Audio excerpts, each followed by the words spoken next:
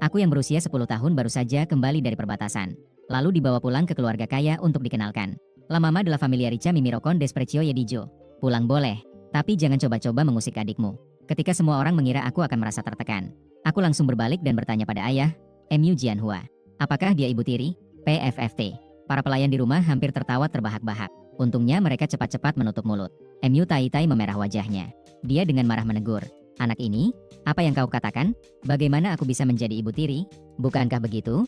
Kalau aku anak kandungmu, kau telah membuatku hilang. Dan sekarang aku sulit-sulit ditemukan kembali. Bukankah seharusnya kau bersikap baik padaku? Mengapa kau lebih memihak seorang anak angkat? Sementara padaku kau menunjukkan wajah penuh kebencian? Kata-kataku membuatnya tidak bisa membantah. Dia berdiri di sana bingung dan tidak tahu harus berbuat apa. Aku tidak menghiraukan mereka. Aku langsung menatap Mu Jianhua. Di mana kamarku? Di lantai 2? Di ruangan dekat jendela itu. Aku mengangguk sedikit, lalu berbalik dan berjalan ke atas. Dari perjalanan sepanjang perbatasan, tubuhku yang selalu waspada. Sudah beberapa hari tidak bisa tidur. Sampai di dalam rumah, aku langsung pingsan. Ketika aku terbangun lagi, sudah pagi hari berikutnya. Melihat boneka di sampingku, aku langsung mematahkan kepala boneka itu untuk melihat bagian dalamnya yang kosong. Untungnya tidak ada yang tersembunyi. Setelah membuka pintu kamar, menghirup aroma, aku berjalan menuju ruang makan. Karena perintah dari Mu Jianhua, Mu Tai-Tai dan Mu Baichuan santai aja nungguin gue. Melihat aku muncul, dia langsung mendengus. Sampai matahari tinggi, membiarkan semua orang menunggu untuk makan. Benar-benar tidak sopan. Benar-benar tidak sopan. Cepat duduk dan makan. Bichun masih menunggu untuk keluar. Nanti saat bertemu teman-teman Bichun, ingat untuk bersikap sopan. Mereka semua anak dari keluarga terpandang. Berbeda dengan kamu di desa. Aku tidak pergi. Tidak perlu tunggu aku. Apa? Ibu tiri terkejut. Adik tiri juga berkata dengan marah. Kenapa tidak bilang lebih awal kalau kamu tidak pergi? Membuat kami menunggu begitu lama. Aku menjawab dengan wajah datar. Kalian juga tidak bertanya apakah aku pergi atau tidak, kan? Ibu tiri merasa aku terlalu berlebihan. Dia menarik adik tiri dan pergi tanpa berkata apa-apa. Akhirnya orang yang mengganggu pergi. Aku jarang makan makanan yang enak. Saat aku hendak bangkit dari meja, seorang gadis berusia 16 atau 17 tahun turun dengan rambut acak-acakan. Dia melirikku dengan sudut matanya. Dia langsung mengabaikanku dan melanjutkan sarapan sendiri. Pelayan maju dan memperkenalkan kami berdua. Nona besar, ini adalah tuan muda yang baru pulang kemarin. Tuan muda, ini adalah kakak perempuanmu, Mu Yulu. Mu Yulu bahkan malas mengangkat alisnya mendengar itu. Pelayan melihatku dengan wajah canggung. Tidak disangka, saat dia berbalik, dia melihat aku sedang fokus melihat komputer di tangan Mu Yulu. Si tuan muda kenapa? Sih? Aku menunjuk komputer dan bertanya. Itu bisa dibeli di mana? Pengurus rumah sedikit kesulitan. Karena kamu masih kecil. Mungkin sebelumnya belum pernah berurusan dengan komputer. Jadi sementara ini, kamar belum diatur. Aku segera berjalan kembali ke meja. Menarik sebuah kantong plastik dari kursiku. Mengeluarkan setumpuk uang dan memberikannya padanya. Aku punya, bisa dibeli? Tindakan ini membuat Mu Yulu yang sedang melihat komputer terkejut. Dia tersedak 2 kali. Dia menoleh dan melihat wajahku yang sangat serius. Tiba-tiba tertarik pada bocah kecil ini. Apakah kamu ingin ini? Aku mengangguk dengan tulus. Becek banget, Lur. Di wajahnya yang manis dan menawan, tiba-tiba muncul ekspresi yang tidak baik. Memberikan ini padamu juga bukan masalah. Tapi, apakah kamu bisa memainkannya? Aku segera melangkah maju. Bagaimana cara memainkannya? Perhatikan baik-baik. Gambar yang kamu lihat sekarang sebenarnya terdiri dari huruf-huruf ini. Misalnya seperti ini. Sambil berbicara, jarinya mengetik cepat di keyboard. Baris-baris kode seperti kitab suci tanpa aksara bergulir. Akhirnya menekan tombol enter. Sebuah halaman baru muncul. Lihat, sangat mudah. Apakah kamu ingin mencoba tingkat ini? Bahkan orang bodoh pun mengerti. Jika kamu tidak bisa, itu membuktikan kamu bodoh. Aku tidak mengizinkanmu memanggilku kakak. Sang butler di samping terus mengelap keringatnya. Nona besar ini sudah pada tingkat profesional. Bukankah ini jelas-jelas menipu anak-anak? Memikirkan bahwa aku berasal dari desa. Seketika merasa lebih kasihan. Mu Yulu dengan baik hati mengangkatku ke kursi. Aku hanya meraba-raba sebentar. Lalu dengan memanfaatkan ingatan yang luar biasa, aku mengetik serangkaian karakter. Akhirnya menekan tombol enter. Ketika halaman baru muncul, Mu Yulu udah kaget banget. Ini hasil karyamu. Bukankah kamu melihatku menulis? Masalahnya bukan itu. Mu Yulu semakin melihat semakin merasa tidak percaya. Dan tempat lain baik-baik saja. Kenapa ada begitu banyak kesalahan ketik? Aku jujur berkata. Aku hanya bisa pinyin 001. Karena aku tidak pernah bersekolah. Sedikit kata yang aku mengerti masih ada. Kode komunikasi yang dipelajari saat di perbatasan. Mu Yulu tidak tahu harus berkata apa. Dalam sekejap, dia langsung mengulurkan tangan dan menarikku ke atas. Dia menempatkanku di kursi gaming. Sambil membuka 4 layar besar di sekeliling. Masing-masing mengekstra kode dari setiap halaman. Coba lihat seberapa banyak yang bisa kamu mengerti dari ini. Aku melihat beberapa layar. Tiba-tiba aku mengulurkan tangan dan menunjuk satu baris karakter di layar ketiga. Apakah ini salah tulis? Apa yang salah? Di sini. Aku memindahkan jariku ke atas. Setelah layar sentuh menampilkan, Aku menghapus kode aslinya. Aku menulis ulang satu baris. Tanpa menunggu MU Yulu bereaksi, aku langsung menekan tombol enter. Hei, jangan bergerak sembarangan. MU Yulu hampir gila. Tim mereka lagi main sniper, pelanggan Sultan, itu. Menerobos firewall musuh dalam kekacauan. Menemukan celah dalam waktu singkat akan membawa kemenangan. Dia sudah berhari-hari tidak tidur karena ini. Akhirnya sampai pada saat krusial perebutan juara 1 dan 2. Tak disangka, semua hancur karena bocah ini. Dia baru saja melompat marah. Tim bersorak dari pengeras suara. Kakak MU, kamu luar biasa. Langsung ketemu, lubangnya dong. Menghancurkan sistem lawan. Kita menang. Ini juara. MU Yulu mendengarkan teriakan mereka yang penuh semangat. Matanya semakin membesar. Sialan banget, saat dia melihatku lagi. Keadaan hatiku sudah sangat berbeda. Apakah kamu masih ingin komputer? Aku belikan untukmu. Jadi MU Yulu dengan semangat langsung menarikku keluar. Di jalan, saya juga diberi kamus dan diuji. Tak disangka, dalam waktu hanya beberapa belas menit perjalanan sampai ke pusat perbelanjaan, aku sudah membaca seluruh kamus. MU Yulu menatap kepalaku yang kecil dengan terkejut. Ini sebenarnya tumbuh bagaimana? Apakah keluarga kami memiliki gen yang begitu luar biasa? Ini adalah pertama kalinya aku datang ke tempat yang begitu ramai dan makmur. Sebenarnya aku masih sangat tegang. Namun, MU Yulu dengan bersemangat menarikku maju. Kami langsung menuju toko teman. Segera, dia melambaikan tangan besar. Bawa yang terbaik dari toko ini untuk Nona. Pemilik toko adalah teman MU Yulu. Melihat dia menarik anak kecil, dengan wajah penuh keheranan berkata, Nona MU membawa adiknya berbelanja. Ya, namun, Tuan MU terlihat sepertinya sudah banyak berjemur. Hus hus hus, dia bukanlah MU Chun yang suka menangis itu. Ini adalah adik kandungku, anak kandung. MU Yulu dengan bangga mengumumkan. Ketika aku berdiri di depan kasir menunggu untuk mengambil komputer, tiba-tiba kerah belakangku diangkat. Sesuatu yang sebesar ini. Biarkan mereka mengantarkannya ke rumah saja. Aku ajak kamu ke toko buku. Masuk ke area komputer. Dia mengambil beberapa buku pemrograman dasar. Dia langsung menyodorkan semuanya padaku. Ini untuk membantumu membangun dasar. Kerangka yang kau buat sangat buruk. Aku memegang buku yang lebih tebal dari batu bata. Merasa sangat baru dengan perpustakaan yang hanya ada di sekolah seperti ini. Sambil melihat-lihat di sekitar, tiba-tiba melihat sosok yang familiar. Orang itu juga kebetulan melihatku. Mugo, kenapa kau di sini? Aku berencana untuk menemuimu dalam beberapa hari. Apakah kau baik-baik saja? Saya tinggal di rumah MU sekarang. Hidupku baik-baik saja. Itu bagus, tapi MU Yulu bukan orang baik. Kau harus berhati-hati dengannya. Si iblis kecil dari keluarga MU itu sudah terkenal di kalangan murid SMP dan SMA. Tidak memberi muka kepada siapapun.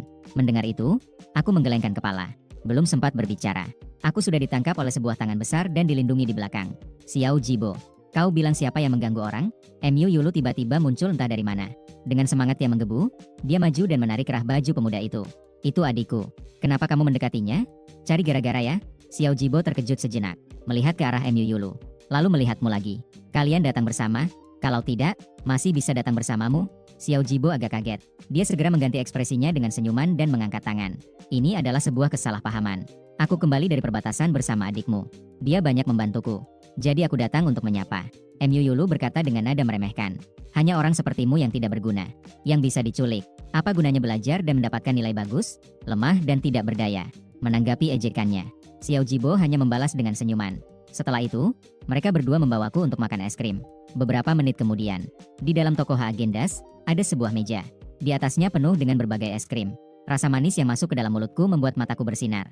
MU Yulu, yang terus-menerus melirik jam tanganku, akhirnya puas. Dia merasa sangat berhasil. Jika kamu suka makan, kami akan membeli sebuah lemari es untuk membawanya pulang agar kamu bisa makan sepuasnya. Di seberang, Xiao Jibo dengan putus asa dan lucu mengingatkannya. Anak kecil memiliki lambung yang lemah. Makan terlalu banyak es akan membuat perut sakit. MU Yulu tertegun sejenak, menggaruk kepala dan bergumam. Kenapa merawat anak itu begitu merepotkan? Lalu melihatku yang tenang dan diam-diam makan di depannya. Hatinya menjadi lembut. Merasa bahwa merawat dengan lebih teliti juga tidak ada salahnya. Saat itu, MU Baichuan masuk dengan sekelompok anak kecil. Kakak, MU Baichuan yang pertama kali maju dan menangkap lengan MU Yulu. Kenapa kamu tidak memberitahuku saat keluar bermain? Kita bisa bersama-sama, kan? Teman-temanku juga sangat menyukaimu. MU Yulu dikelilingi oleh sekelompok anak kecil yang membuatnya pusing. Mengulurkan tangan sedikit untuk menjauhkan MU Bichun. Pergi bermain di suatu tempat. Di sini ngapain ribut-ribut? MU Bichun tidak menyangka dia di depan teman sekelasnya. Tidak memberinya sedikit pun muka. Tapi aku ingin bersama kakak. Anak-anak lain juga terlihat bingung. Sambil menunjuk aku, dia berkata, lalu dia siapa? Kenapa dia bisa bersama kakak Yulu? Melihat mereka membicarakan aku, MU sedikit panik. Takut mereka menemukan bahwa dia adalah anak angkat. Dalam keadaan canggung, kebelat pipis. Dia adalah anak dari pembantu rumah kami. Semua orang tiba-tiba mengerti. Saat mereka menilai aku lagi, di matanya sudah terlihat. Pantesan begitu. Pakaian yang dikenakannya juga tidak bagus. MU Bichun, kakakmu sangat baik. Dia bahkan mengundang anak pembantu untuk makan. Kenapa dia tidak mengundang kita? Namun, sebelum MU Bichun bisa memikirkan jawaban, kakak Yulu sudah menepuk meja dengan keras. Kamu bilang siapa anak pembantu? Muson nambah. Sudah lama tinggal di keluarga MU. Apa kamu sudah lupa siapa dirimu? MU Bichun belum pernah melihat dia marah sebesar ini. Air mata jatuh berderai. MU Yulu paling kesal melihatnya cengeng. Mendorongnya dengan rasa jijik. Sambil menunjuk aku, dia mengumumkan kepada sekelompok anak kecil. Perhatikan baik-baik. Dia adalah adik kandungku, MU Yulu. Jika aku menemukan kalian mengusiknya di kemudian hari, aku akan memukul pantat kalian satu persatu. Tahu tidak? Sekelompok anak-anak semua lari ketakutan melihat wajahnya yang garang. Xiao Jibo yang duduk di seberang tidak bisa menahan diri untuk menggelengkan kepala dan menghela napas. Anak angkat di rumah kalian memang perlu dididik dengan baik. Xiao Jibo tidak sebaik yang terlihat di permukaan. Sebaliknya, dia sangat melindungi yang dekat dengannya. Melihat MU Bichun, dia sudah bisa membayangkan bagaimana kehidupanku di keluarga MU. MU Yulu mendengus dingin. Namun jarang sekali dia membantah. Dia melihat aku yang masih duduk tenang di dekat jendela sambil makan. Agak nyesek juga, ya, padahal semua ini seharusnya milikku. Sekarang aku justru menjadi orang luar. Aku bukan tidak mendengar. Hanya saja aku tidak peduli dengan serangan MU Bichun. Karena itu tidak menyakitkan. Juga tidak membentuk luka yang nyata. Setelah selesai makan, MU Yulu tidak sabar bertanya padaku. Apalagi yang kau mau? Mari kita pergi membeli. Aku tidak kekurangan apa-apa. Jadi aku menggelengkan kepala. Ingin pulang untuk membaca. Saat itu, suara ledakan keras terdengar dari lantai 1. Diiringi dengan suara teriakan. Aku segera mencari tempat berlindung dan berjongkok. MU Yulu dan Xiao Jibo juga terkejut. Secara naluri, mereka bersembunyi bersamaku di bawah pagar kaca. Tadi suara apa itu? MU Yulu merasa telinganya sakit karena getaran. Aku tiba-tiba menoleh dan menempelkan jari ke bibirku. Menyuruhnya untuk berbicara pelan. Itu suara tembakan. Apa? Xiao Jibo dan MU Yulu terkejut bersamaan. Melihat ke arah yang aku lihat. Ternyata melihat di tengah lobi lantai 1 yang ramai dan bersembunyi.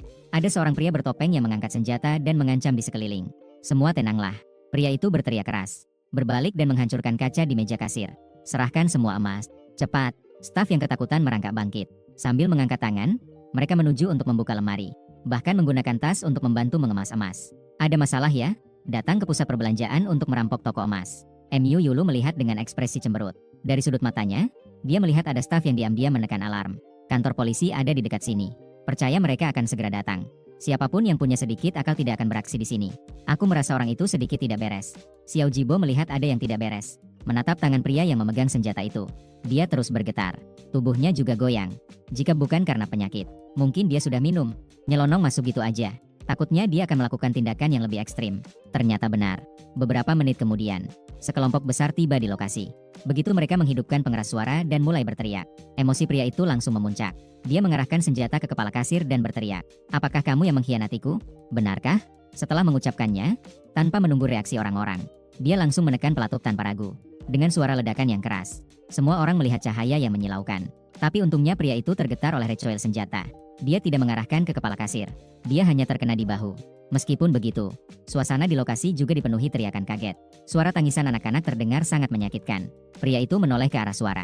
Melihat sekelompok anak-anak berkumpul, segera pergi dan mengangkat seorang anak. Mengarahkan pistol ke arahnya. Kenapa kamu menangis? Jangan menangis. Kami bertiga di atas jelas melihatnya. Sekelompok anak itu adalah teman sekelas MU Bichun. Sementara itu, MU Baichuan sedang di perfect in. Muay Thai-nya dia memeluk erat-erat. Bersembunyi di belakang pagar tanaman buatan. Lagi pula, dia adalah ibu kandung. MU Yulu langsung terkejut. Ngelawan sambil nyengir. Kenapa keberuntungan begitu buruk? Xiao Jibo segera menahan dia. Takut. Dia akan melakukan sesuatu yang berbahaya. Saat itu, aku tiba-tiba bergerak. Xiao Jibo dan MU Yulu sama sekali tidak menduga. Segera memanfaatkan saat pria di bawah tidak memperhatikan. Bergerak dengan hati-hati juga. Aku diam-diam menyelinap ke dalam toko perlengkapan mendaki. Pemilik toko sedang bersembunyi di bawah meja kasir. Aku dengan cepat mengunci target. Mengambil sebuah pisau lipat dan seikat tali. Lewat di depan kasir. Juga mengambil sebuah spidol. Xiao Jibo berlari masuk dan bertanya padaku. Apa yang ingin kamu lakukan? Aku menatapnya ke atas. Lalu melihat tanganku lagi. Kemudian menyerahkan spidol itu padanya. Ayo, kamu tulis saja. Xiao Jibo sama sekali tidak tahu apa yang ingin aku lakukan. Melihat aku sudah pergi, dia hanya bisa buru-buru mengikutiku.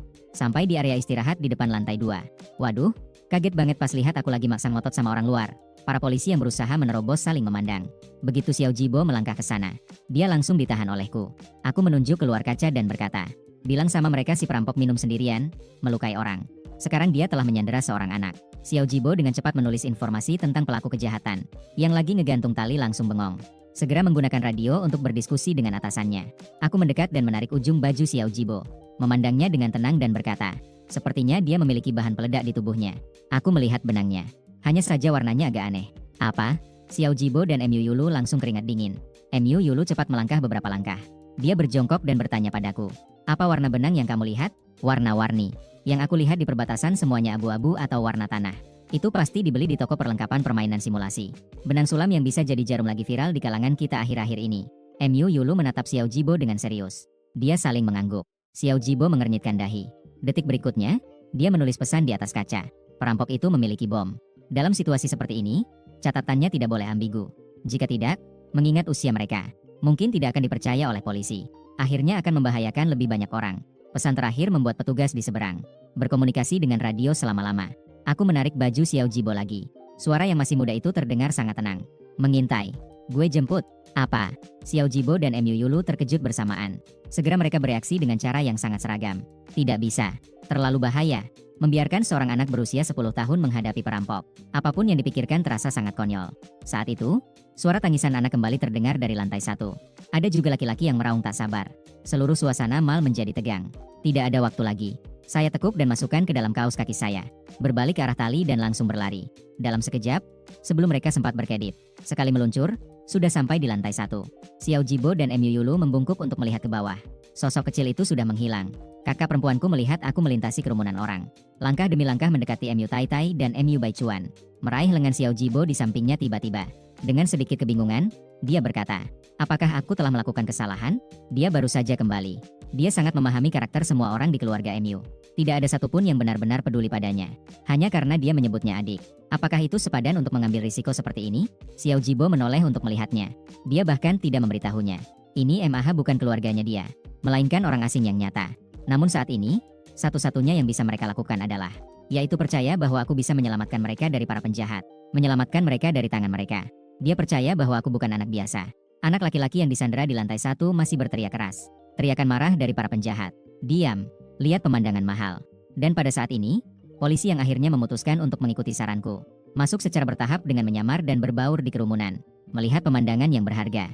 Semua orang terkejut dan menarik napas. Bersyukur bahwa mereka tidak memaksa masuk tadi. Begitu banyak anak-anak bersama kerumunan. Melukai satu orang adalah peristiwa besar. Di sini aku sudah melewati pagar tanaman. Muncul di samping ibu tiri dan adik tiri laki-laki. Adik tiri laki-laki sedang terbaring di pelukan ibu tiri dan menangis pelan. Bagaimana bisa? Ibu tiri terjebak dalam kebingungan saat melihatku. Aku tidak memberinya kesempatan untuk berpikir. Tangan kecil menjadi telapak. Dengan bersih dan cepat memukul leher belakang adik tiri laki-laki. Adik tiri laki-laki langsung pingsan karena dipukul. Ibu tiri terkejut dan ingin berteriak. Tapi aku segera menutup mulutnya dengan tangan. Kemudian menunjuk ke arah lorong tangga di samping mall. Memberi isyarat bahwa dia bisa membawa adik tiri laki-laki melarikan diri dari sana. Ibu tiri yang masih ketakutan segera memeluk erat. Adik tiri laki-laki merangkak ke dalam lorong. Tempat persembunyiannya tidak akan ditemukan. Hanya setengah jalan dia baru menyadari aku tidak mengikutinya. Tanpa bisa menahan diri, dia menoleh untuk melihat. Melihat aku duduk diam di tempat, menatap wajahnya. Entah kenapa, mata itu membuat orang merasa sangat kesepian. Seolah-olah tidak pernah berharap orang lain bisa membawanya pergi. Hanya bisa berdiri di tempat dan mengantar orang lain pergi. Lagu kecil. Ibu tiriku membuka mulut. Berteriak nama ini dalam hati. Tapi aku hanya menggelengkan kepala padanya, menyuruhnya cepat pergi. Ibu tiriku menunduk melihat adik tiriku yang ada di pelukannya. Ketakutan akan kehilangan kembali menguasai perasaannya. Membuatnya akhirnya berbalik dan pergi dengan hati yang berat. Kakak perempuanku, Mu Yulu, yang menyaksikan semuanya dari lantai 2, menggigit gigi. Merasa tidak berdaya. Di saat yang sama, ia juga membenci ketidakmampuan ibunya. Aku melihat ibu dan anak dari keluarga Mu berhasil memasuki lorong. Baru kemudian aku mengalihkan pandangan. Saya sangat yakin bahwa tidak ada makan siang gratis di dunia ini. Tadi, Mu Yulu baru saja membelikanku komputer. Juga punya es krim yang lezat. Jadi aku harus membalas budi. Seorang penyelamat mal. Kakek yang membesarkanku pernah berkata, ketika penjahat semakin banyak, hanya dengan berbuat baik lebih banyak, barulah kita bisa menjadi orang baik. Aku ingin menjadi orang baik. Saat ini, tangan penjahat yang memegang pelatuk sudah berdenyut. Anak kecil yang menjadi sandera tercekik dan kesulitan bernapas. Sudah muncul memar. Aku tahu tidak bisa menunggu lagi. Jadi aku cepat-cepat bergabung dengan kerumunan anak-anak. Ketika lawan sekali lagi berbalik melihat pintu mal, aku mendekat dan menarik sandera. Menarik anak itu ke bawah. Penjahat terkejut dan terhuyung ke belakang. Dia melepaskan tangannya dan membiarkan anak itu jatuh. Siapa itu dan apa yang mereka lakukan? Lawan dengan marah berbalik. Tanpa berpikir, dia mengangkat senjata dan menyerang. Pukulan. Dahi aku terkena pukulan dengan keras. Namun aku tetap berdiri tanpa bergerak. Semua orang di sekitar terkejut melihat adegan ini. Napasku bahkan terhenti. Takut pria itu kehilangan kendali dan langsung menembak. Sementara orang biasa sudah lama hancur di bawah ancaman seperti ini. Tapi aku tidak hanya tidak menangis. Aku juga perlahan mengangkat kedua tangan sebagai tanda menyerah. Mataku gelap. Tatapan tenang itu membuat para penjahat tertegun sejenak. Segera setelah itu dia merasa akhirnya ada kedamaian. Otak korslet yang gak berisik. Tanpa berpikir, dia mengangkatku. Dipilih sebagai sandera baru. Baik itu Xiao Jibo di atas, atau para polisi di sekitarnya. Tak disangka semua semulus ini. Pihak kepolisian bahkan merasa sangat rumit. Tidak menyangka bahwa strategi yang dibuat anak ini benar-benar digunakan. Sampai di sini, mereka juga hanya bisa beradaptasi dan bertindak sesuai situasi. Setelah aku diangkat, aku akhirnya bisa melihat posisi polisi di dalam ruangan. Tapi mereka bersembunyi di tempat yang jauh. Masih harus nunggu mereka datang baru bisa bikin pangsit. Saat ini, aku hanya perlu bersikap baik dan menjadi hiasan. Namun saat para petugas mendekat, tiba-tiba ponsel di tubuh penjahat berbunyi. Pria itu sepertinya menyadari siapa yang menelepon. Setelah meninggalkanku, dia segera mengeluarkan ponselnya untuk menjawab. Halo, Xiao Mei. Apakah itu kamu? Putus. Aku tidak ingin putus. Kamu bilang mau 3 emas, kan? Saya sedang mempersiapkan sekarang. Jangan bilang 3 emas. 5 emas juga tidak masalah. Xiao Mei. Halo, halo. Diiringi dengan teriakan pria itu yang terus-menerus. Telepon yang terputus di sana benar-benar memicu emosinya. Penipu. Semuanya penipu. Suara itu terhenti. Dia tiba-tiba menjadi gila dan mengangkat senjatanya untuk menembaki sekeliling. Dan tepat saat dia akan menekan pelatuk, aku melompat ke depan. Aku bergerak sangat cepat. Tubuh kecilku meluncur seperti hantu ke sisi belakang pria itu. Kilatan dingin melintas di tanganku. Dengan tepat memotong ke arah pergelangan tangan pria itu. Ah! Saat jeritan menyakitkan terdengar, senjata di tangan pria itu jatuh ke tanah. Dia terjatuh ke tanah dan kejang-kejang. Sekilas, dia melihat sekelompok orang mendekatinya. Sebuah kilasan putus asa melintas di matanya. Dia tidak tahu dari mana datangnya kekuatan itu. Tangan satunya berusaha meraih laras senjata. Dia mengangkat wajahnya ingin mengarahkan ke perutnya. Melihat polisi yang beberapa meter di depannya, wajahnya berubah. Dia berteriak. Semua, tengkurap. Dalam keadaan tidak tahu seberapa kuat ledakannya. Cara terbaik untuk menjamin keselamatan diri adalah dengan tengkurap. Detik berikutnya, suara jeritan kedua terdengar di telinga semua orang. Mereka mencari sumber suara. Terlihat seorang anak laki-laki berlutut di samping pria itu. Di tangan, kipas lipat terangkat tinggi, membawa serangkaian mutiara. Sementara tangan pria itu yang lain juga sudah berlumuran darah. Tidak ada cara untuk melakukan tindakan lain. Aku merobek pakaian pria itu. Dapat bom juga nggak ngecek asli atau palsu. Aku mengulurkan tangan dan langsung menarik sumbu. Lalu aku berdiri dan menendang pistol itu. Dengan tenang, aku melihat belasan polisi. Para polisi itu terkejut oleh serangkaian gerakan saya yang mengalir seperti air. Gerakan tersebut membuat mereka terkejut. Mereka menatap saya dengan kosong, melihat saya memegang penampilan baju dan wajahnya yang kotor. Seandainya saya tidak masih muda, mereka mungkin mengira saya adalah orang yang kejam. Setelah beberapa saat, mereka baru bisa bereaksi. Salah satu dari mereka dengan canggung bangkit dan pergi untuk mengikat pria itu. Di hadapannya, kedua urat nadinya terputus bersih. Mereka kembali melihat ke arah saya. Saat ini, saya dikelilingi oleh Xiao Jibo dan MU. Yulu mengelilingi saya, memeriksa apakah ada luka, memeriksa apakah ada rasa sakit setelah dicekik, menanyakan apakah saya merasa pusing. Tidak, kita harus pergi ke rumah sakit untuk pemeriksaan. Kepala yang barusan terbentur itu, aku tidak melihatnya dengan jelas. Saya hanya menatap mereka dengan bingung. Saya berkata pelan, saya baik-baik saja. Tapi tak seorang pun mendengarkanku. Dua orang itu menarik saya, satu di kiri dan satu di kanan, dan membawa saya keluar. Seorang polisi datang untuk menghentikan mereka. Dia menatap saya, ingin berbicara tetapi terdiam. Bisakah adik kecil ini merekam kesaksian terlebih dahulu? Pada saat itu, MU Yulu melangkah maju dengan tegas. Tidak bisa. Apa kamu tidak melihat benjolan besar di kepalanya? Kita harus pergi ke rumah sakit terlebih dahulu. Jika ada yang perlu, kalian bisa cari aku di rumah MU. MU Jianhua adalah ayahku. Setelah mengatakannya, dia langsung menarikku pergi dengan langkah cepat. Aku dibawa ke rumah sakit untuk dibalut dengan baik. Beberapa memar di tubuhku juga diobati. Dengar-dengar aku gagah berani ngelawan penjahat itu. Perawat memegang perban di kepala saya. Dia mengikatkan pita yang lucu. Saat keluar dari ruang pemeriksaan, Xiao Jibo dan MU Yulu akhirnya bisa bernapas lega. Xiao Jibo yang baik hati untuk pertama kalinya tidak bisa menahan diri untuk memberi nasihat. Jangan terlalu berisiko di masa depan. Hal-hal berbahaya harus ditangani oleh orang dewasa. Kamu masih seorang anak. MU Yulu juga jarang sejalan dengan dia. Jika kamu tidak patuh, kemana-mana nanti aku suruh pengawal ikut kamu. Saya ingin mengatakan bahwa saya mampu menjaga diri sendiri. Namun melihat kekhawatiran yang sama di mata kedua remaja itu, saya merasa itu sangat menarik. Di dalam hati sepertinya masih terasa hangat. Jadi saya tidak membantah. Saat itu, terdengar langkah kaki cepat dari ujung koridor. MU Jianhua dan seorang pria lain datang dengan tergesa-gesa. Melihat ketiga orang di depan ruang pemeriksaan, dia terlebih dahulu menarik MU Yulu dengan cemas dan berkata, Xiao Lu, apakah kamu tidak terluka? MU Yulu sangat kesal dengan sikapnya yang mengutamakan perempuan daripada laki-laki. Seolah-olah ingin menggunakannya untuk mewarisi harta peninggalan kakek. Melepaskan tangannya dan berkata, bukan aku yang nyelamatin orang. Lihat tanganku dong. Dengan pengingat ini, MU Jianhua baru melihat ke arahku. Namun, tatapan pertamanya bukanlah untuk mengkhawatirkan lukaku, melainkan menegurku. Siapa yang memintamu untuk bertindak sendiri menyelamatkan orang? Apakah kamu tahu itu sangat berbahaya? Sudah kudengar kau juga membungkam ratusan. Tidak ada perhitungan saat bertindak. Jangan berbuat sembarangan lagi di masa depan. Setelah kata-kata ini diucapkan, jangan katakan MU Yulu. Di sana, muka Xiao Jibo langsung cemberut. Ayah, MU Yulu tidak bisa menahan diri lagi dan berteriak marah. Dialah yang menyelamatkan ibuku dan bos. Seluruh mal, termasuk aku, tidak meledak. Semua berkat dia. Semua orang berterima kasih padanya. Itu tidak berlebihan. Apa hakmu untuk menyalahkannya? Apa kamu tidak melihat ada luka di kepalanya? Apakah kamu benar-benar menganggapnya sebagai keluarga? Namun, MU yang baru saja menerima laporan identifikasi. Jianhua sama sekali tidak memiliki kesadaran untuk merenungkan. Sebenarnya dia bukan anak keluarga sendiri. Tidak tahu barang palsu dari sudut mana muncul. Sekarang namanya terdaftar di tempat kakek. Langsung memberinya masalah besar. Suaranya bisa baik, itu aneh. Xiolu, urusan ini jangan kau campuri. Suaranya tegas, menarik dan berkata, dia sudah terbiasa liar di luar. Jika tidak diajari dengan baik, nanti akan menyebabkan masalah besar. Sambil berbicara, dia ingin maju lagi. Saat itu, sosok kedua menghalangi di depannya. Itu adalah Xiao Jibo. Xiao Jibo terkenal sebagai anak yang baik, berprestasi dalam akademik dan moral, menghormati orang tua.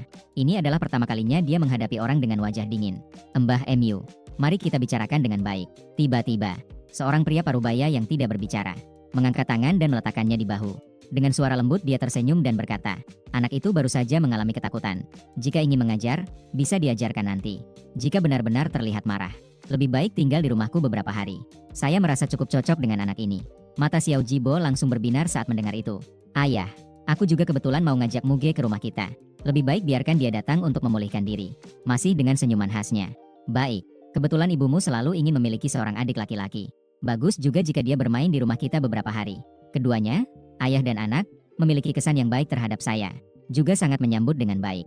Dikira keluarga Xiao dan keluarga MU di dunia bisnis ada hubungannya. MU Jianhua harusnya seneng banget. Tapi sekarang dia agak ragu. Sudah deh, gak usah ganggu Pak Xiao lagi. Anak ini nakal. Lebih baik dia tinggal di rumah untuk pemulihan sementara. Sang kakek akan segera membawanya pergi. Sudah deh, gak usah ganggu Pak Xiao lagi. Seharusnya dia langsung mengusir saya. Tapi dari pihak kakek, dia sudah memberi instruksi. Harus menyimpan saya. Terus berpura-pura menjadi tuan muda keluarga. Saya sama sekali tidak boleh terpengaruh oleh keluarga lain. Mengungkap rahasia latar belakang. Dia bersikap tegas. Keluarga Xiao juga tidak bisa berbuat apa-apa. Sebelum pergi, Xiao Jibo memberikan kontaknya kepada saya. Membuat saya merasa bisa mencarinya jika ada kebutuhan. Saya mengangguk sedikit. Kebaikan terhadap orang lain. Saya selalu menghargainya.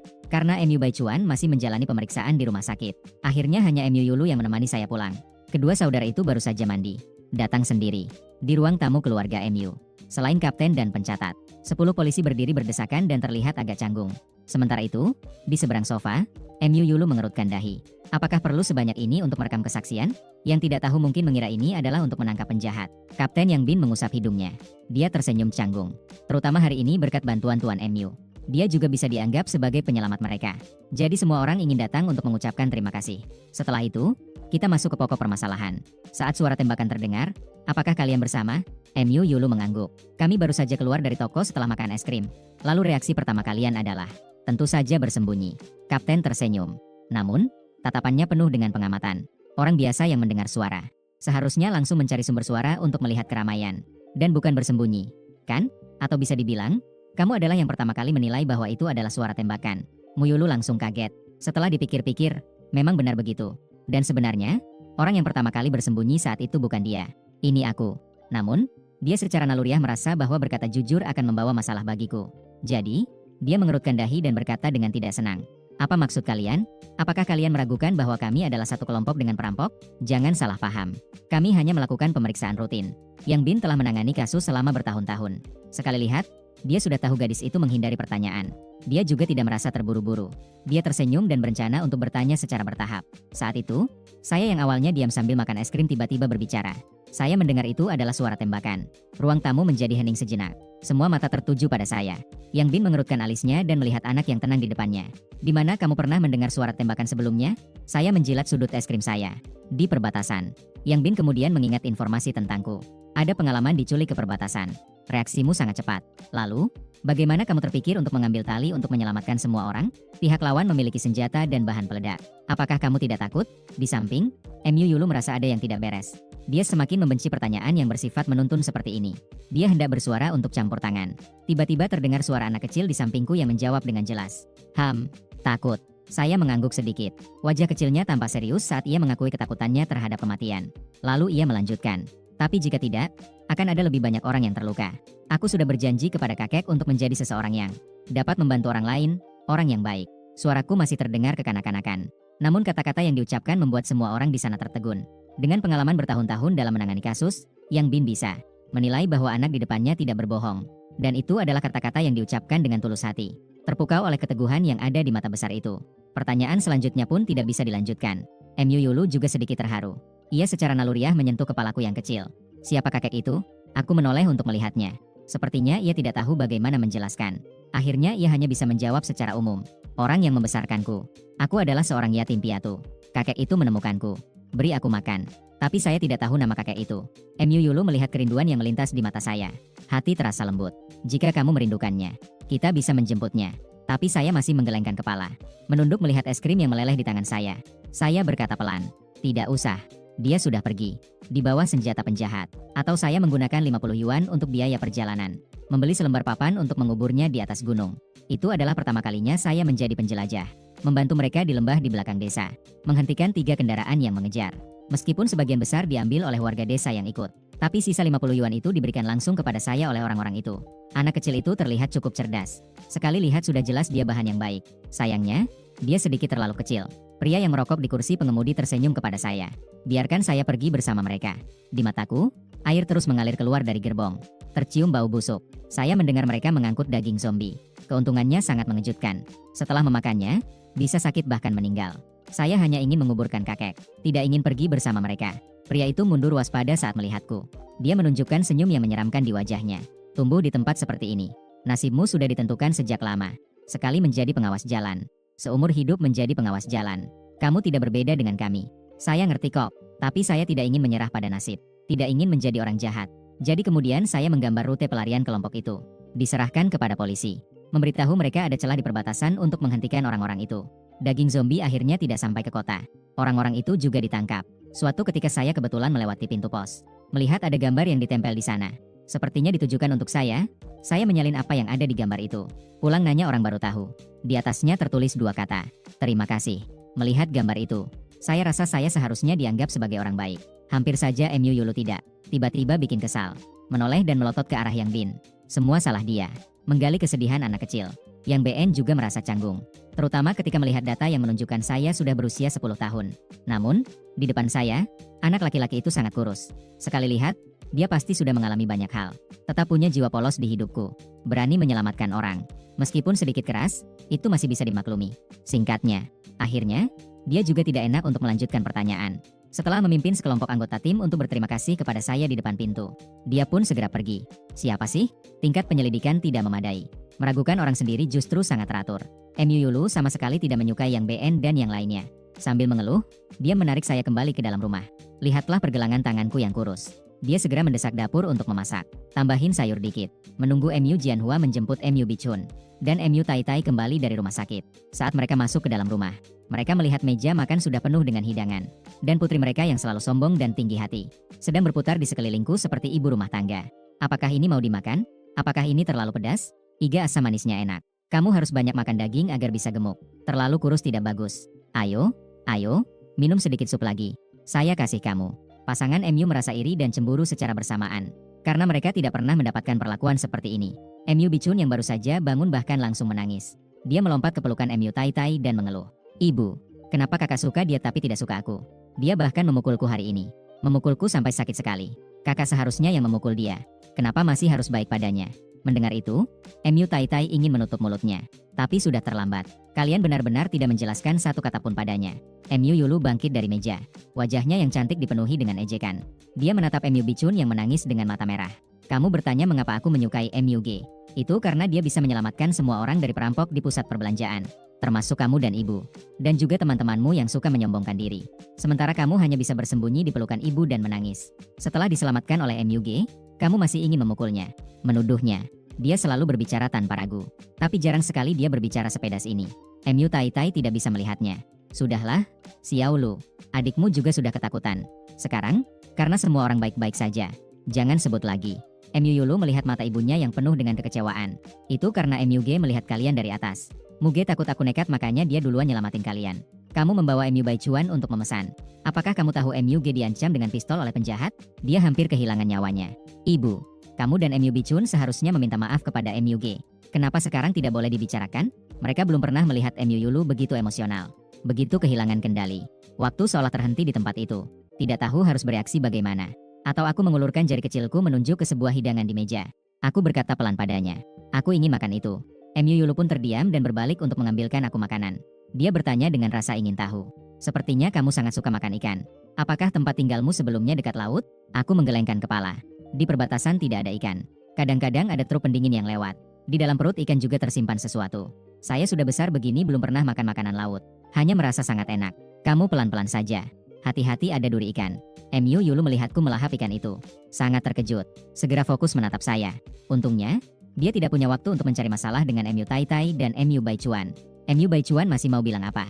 Dihentikan oleh MU Jianhua. Menggiring ibu dan anak itu ke ruang kerja. Laporan identifikasi sudah keluar.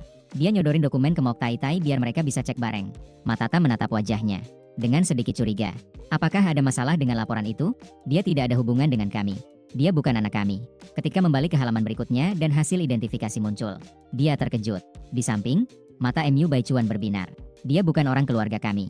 Ayah, kita cepat usir dia. Mum Tai Tai langsung ngangguk setuju. Tidak heran saya merasa sulit untuk dekat dengannya. Juga tidak tahu dari mana datangnya penipu ini. Suami, kenapa kamu tidak membongkar dia tadi? Bahkan membiarkan Xiaolu melayaninya seperti itu. Saya tidak bisa membiarkannya pergi. Kenapa? Karena Muge yang asli kemungkinan besar ada di tangan para penculik. Dan orang tua itu menginginkan MUG. Ini adalah MUG yang sudah siap. Dia harus menjadi MUG. Selama dia mewarisi harta dari orang tua itu, saya akan mengantarnya keluar dari keluarga MU. Keluarga ini hanya akan memiliki satu anak laki-laki, yaitu MU Baichun.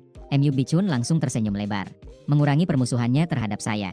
Dan MU Tai Tai, meskipun telah mengetahui tentang anak kandungnya, dalam hati sedikit merasa kecewa. Namun lebih banyak tentang menjaga keluarga yang bahagia. Ketentraman dan kebahagiaan yang tidak akan terpisah. Ibu dan anak itu pun berpegangan tangan keluar rumah. Mereka bertemu saya di pintu tangga. Senyumnya itu loh, langka banget. MU Baichun bahkan dengan aktif mengajak. Sekolah akan dimulai lusa. Kita sekelas. Nanti aku akan membawamu ke sekolah. Aku tidak memberikan jawaban. Pulang ke kamar dan buka hari ini. Buku pelajaran dan buku gambar yang baru dibeli. Sambil membolak-balik, aku cepat mengingat kosakata baru. Sebelum tidur malam, aku sudah bisa membaca buku gambar. Malam kedua di kota besar. Aku merasa semuanya sangat seperti mimpi. Keesokan paginya, aku belum bangun, pintu sudah diketuk. Xiaoge, apakah kamu sudah bangun? MU Yulu memanggil dengan keras dan segera mendorong pintu masuk. Melihat komputer yang belum dibuka di sudut dinding. Saat itu juga langsung ngamuk. Malamnya, dia cuma meluk beberapa buku bobrok. Gak nyalain komputer juga. Apa yang menarik dari buku-buku kekanak-kanakan itu? Otakmu seharusnya digunakan untuk hal yang benar. Jangan sampai terbuang, mengerti? Sambil berkata, dia sudah berjalan cepat menuju kotak. Dalam sekejap, komputer dirakit. Layar LCD mewah yang terbuka 4 arah membentuk lingkaran. Jika aku masuk, tidak ada bayangan yang terlihat. Sekarang di daerah timur, ada sebuah kompetisi. Saya dengan tulus mengundangmu untuk berpartisipasi. Jika menang, semua hadiah akan diberikan padamu.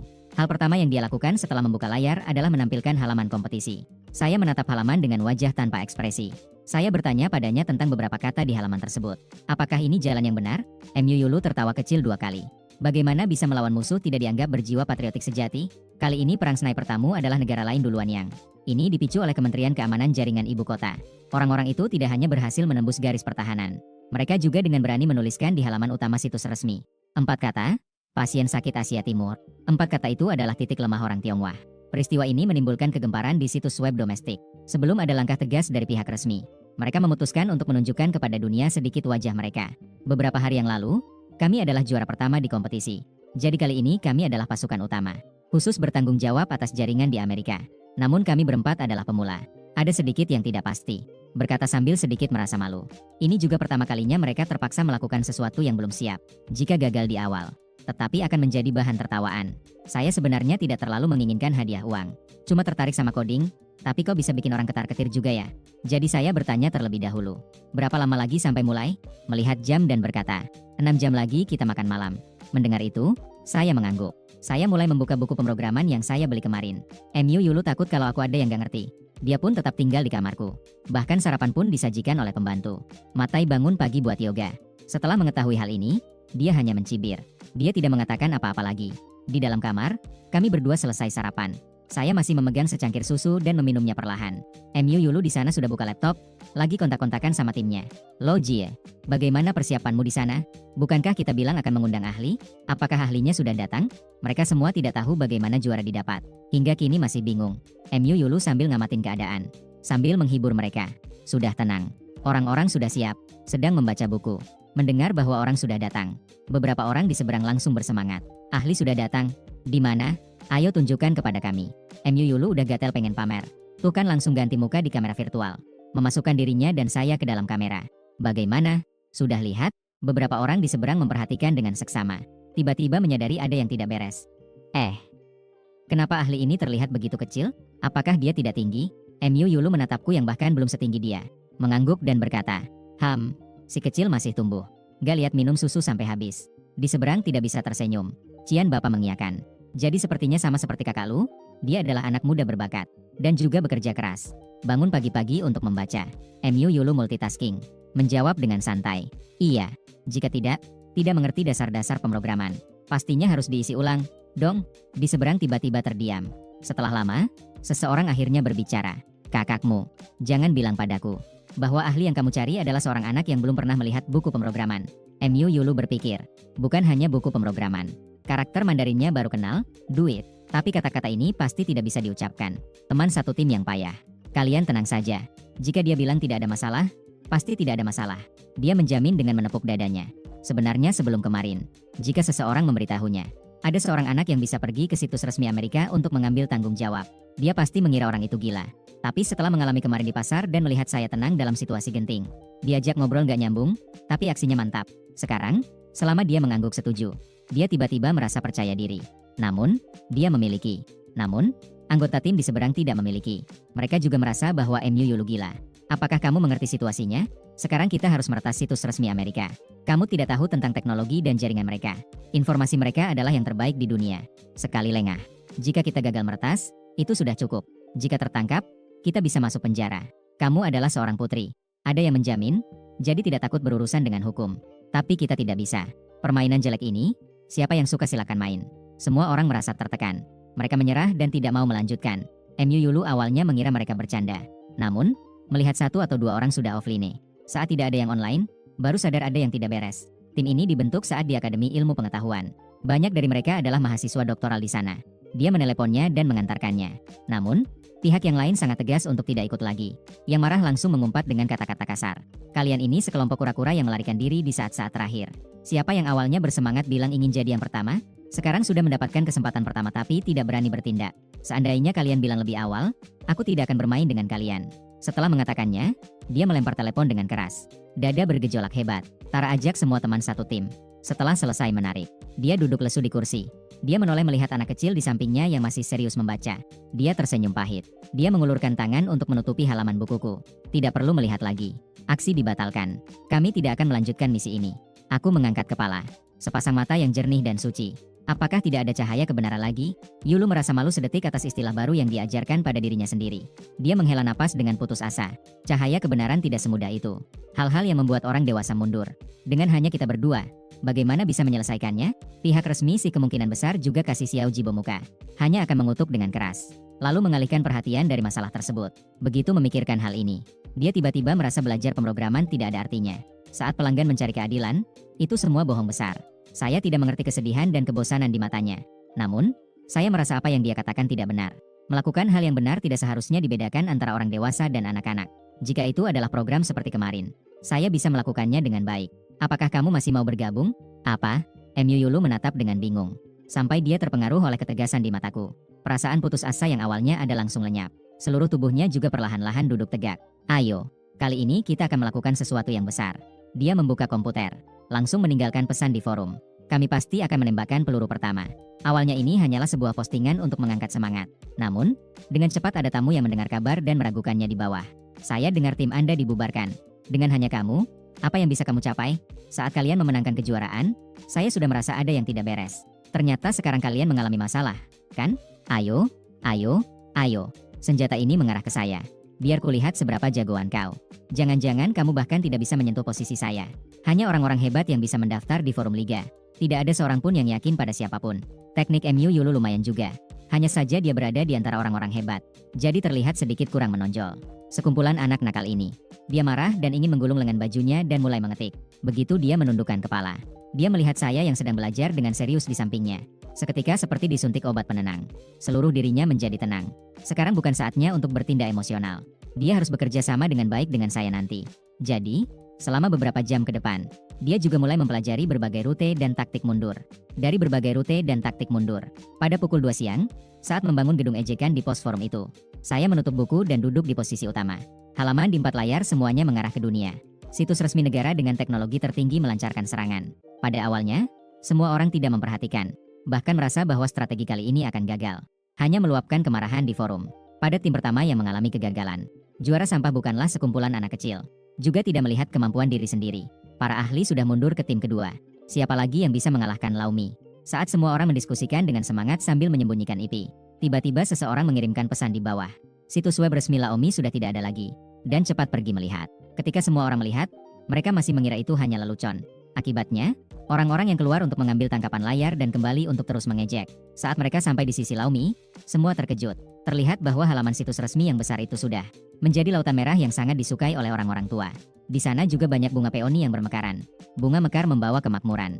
Meskipun gambar tidak memiliki satu kata pun, tapi semuanya adalah lelucon yang hanya dimengerti oleh orang-orang tua sialan. Haha, ini karya siapa yang berbakat? Sangat lucu, bukan? Bunga mekar membawa kemakmuran. Semoga kamu baik-baik saja seumur hidup. Ibuku yang selektif melintas dan melihat sekilas.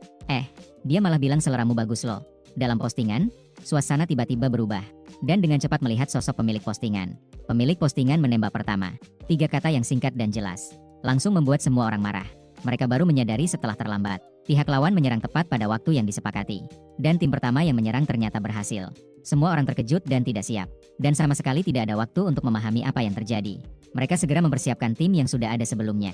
Masuk ke situs resmi lainnya secara berurutan. Lantai 2 rumah MU. MU Yulu dengan anggun menyelesaikan komentarnya. Nyaman bersandar di sandaran kursi sambil bersiul. Tidak bisa menahan senyum lebar yang bodoh. Melihat gambar di ponsel di sampingku. Aku yang lagi serius ngoding ini ketawa dong. Bagaimana bisa kamu berpikir seperti ini? Kepalamu yang kecil? Tidak meninggalkan tulisan? Hanya gambar yang sangat merugikan. Tadi sambil melihatnya, aku tertawa sampai perutku sakit. Aku menengok ke arahnya. Di matanya yang bulat ada kebingungan yang besar. Dia menjelaskan, karena aku tidak mengerti tulisan mereka. Baiklah, sebagai seorang siswa SD yang baru belajar karakter Tionghoa, bahasa Inggris memang terasa sulit. Dan juga, aku mengangkat ponselnya dan berkata dengan tulus, kamu bilang ini adalah gambar untuk menyapa. Masih banyak bunga yang dibuat sangat indah. MU Yulu berpura-pura batuk, menghindari tatapanku. Tadi anak kecil bertanya bagaimana cara menyapa orang lain. Dia bahkan mengira itu adalah sindiran. Khusus memberikan paket untuk orang dewasa dan lansia. Tidak disangka saya benar-benar tulus. Namun ini juga bisa dianggap sebagai kebetulan yang menguntungkan. Selanjutnya, saya juga sangat rajin dan ingin belajar. Mengedit gambar di situs resmi mereka. Sambil mengedit, juga menghalangi pihak lawan. Tindakan yang berusaha memulihkan data.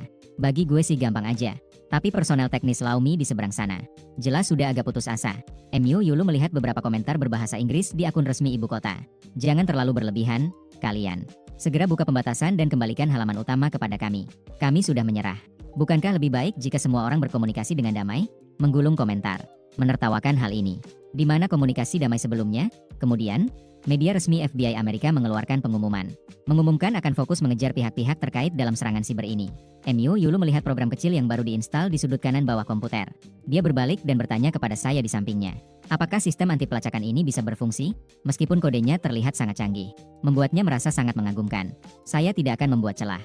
Tapi bagaimana jika Amerika memiliki teknisi yang lebih hebat? Saya mendengar itu tetapi tidak memberikan jawaban yang pasti padanya.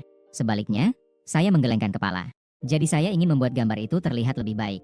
MU Yulu tertegun sejenak. Seketika dia tidak bisa memahami. Apa hubungannya dengan gambar? Saya berpikir sejenak dan menjawab. Jika terlihat bagus, itu akan lebih tulus. Ketulusan dalam menyapa. Mumian merasa anak ini terlalu jujur. Tapi dunia orang dewasa jauh lebih rumit daripada yang dia bayangkan. Seketika, dia duduk tegak. Tidak berani lagi merasa santai dan nyaman. Melainkan selalu memperhatikan pergerakan yang dilacak oleh Amerika. Takut jika dalam sekejap dia akan ditangkap oleh polisi. Saya merasakan ketakutannya. Dia berhenti mengetik kode. Dia berbalik dan berkata, kamu bisa keluar. Jika takut, kamu bisa mundur. Meskipun ditangkap, saya juga tidak akan mengungkapkan kamu. MU Yulu berbalik dan menatap mata saya yang penuh keyakinan. Tiba-tiba merasa malu atas keraguan yang baru saja saya rasakan. Ya, kamu, seorang bocah kecil, tidak takut? Takut apa? Paling tidak, kakak akan menemanimu di penjara.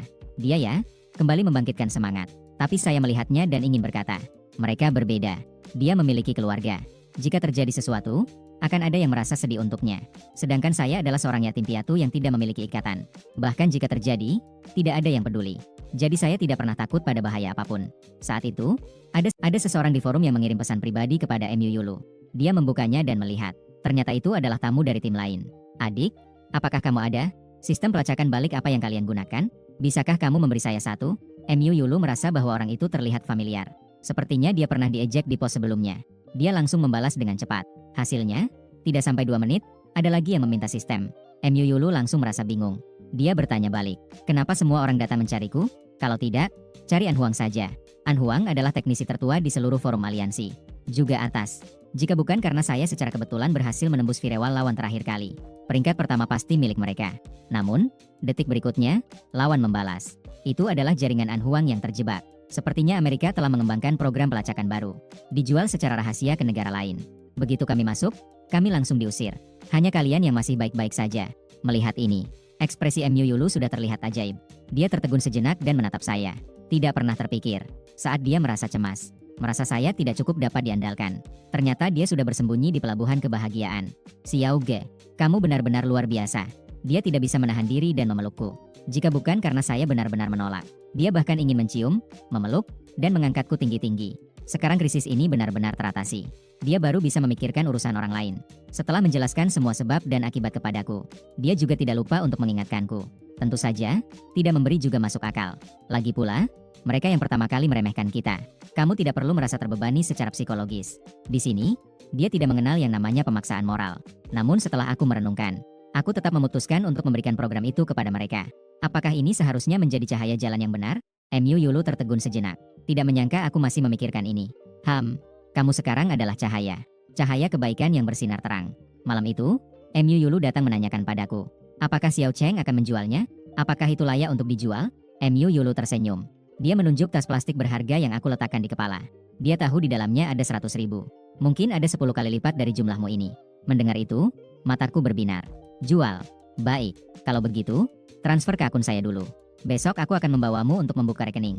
Saya menghitung ukuran beberapa puluh kantong plastik, sambil merasakan sesuatu yang menyenangkan.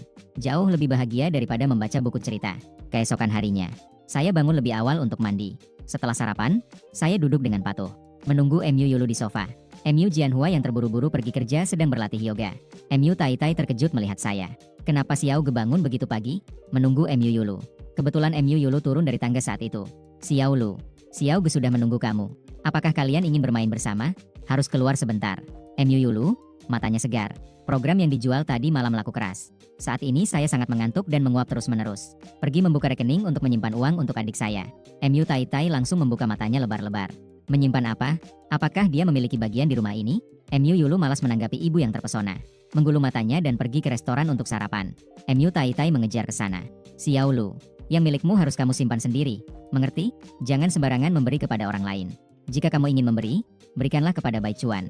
Dia adalah adik yang mengenalmu luar dalam mami. MU Yulu tidak bisa menahan kemarahan di pagi hari. Langsung memotong pembicaraannya. Kamu harus ada batasnya dalam memihak. Xiao Ge adalah anak kandungmu. Apa yang ingin kamu lakukan sekarang? Seperti mengawasi pencuri? MU Tai Tai tertegun sejenak. Dan tidak bisa dengan jelas mengatakan bahwa saya bukan anak kandungnya. Hanya bisa melihat MU Jianhua meminta pertolongan. Ibumu juga bertanya karena khawatir kalian akan menghabiskan uang sembarangan. Xiao Ge masih sangat muda. Kenapa harus membukakan rekening untuknya? Bukankah dia bisa menyimpan uang saku di laci? Bukankah itu tidak bisa disimpan? Xiao Ge sangat hebat. Dia sudah memiliki kekayaan puluhan juta dari menjual perangkat lunak online. Membuka rekening lebih praktis. Apa? Pasangan MU terkejut secara bersamaan. Ada sedikit keraguan apakah saya mendengar dengan benar. Menjual perangkat lunak dan juga menghasilkan puluhan juta. Anak-anak miskin yang datang dari perbatasan bisa memiliki kemampuan seperti ini. Tapi MU Yulu tidak perlu menipu mereka. Pasangan itu saling memandang. Seketika menelan kata-kata yang ingin dihentikan. MU Jianhua menepuk bahu putrinya. Dengan ekspresi yang sangat puas. Akhirnya, adik kita Xiao Lu juga terlihat seperti seorang kakak. Karena kita akan pergi ke bank. Kemudian Anda juga dapat mendaftarkan akun Xiao Ge. Mulai sekarang, kita benar-benar menjadi satu keluarga. Serahkan saja padaku. Di ruang tamu, saya selesai minum susu. Miringkan kepala melihat keluarga kecil yang hangat di sana. Mata yang hitam seperti kucing bersinar di bawah sinar matahari. Memantulkan warna cerah ke bawah. Setelah makan, MU Yulu mengganti dengan pakaian olahraga santai. Barulah dia membawaku keluar. Baru saja akan naik ke mobil keluarga. Aku menarik ujung bajunya. Dengan wajah menghadap ke atas, dia berkata, "Jangan ambil yang ini. Tunggu sebentar." MU Yulu tidak mengerti. Mengikutiku keluar dari pintu. Dari jauh, aku melihat sesuatu datang di ujung jalan. Sebuah mobil SUV yang familiar.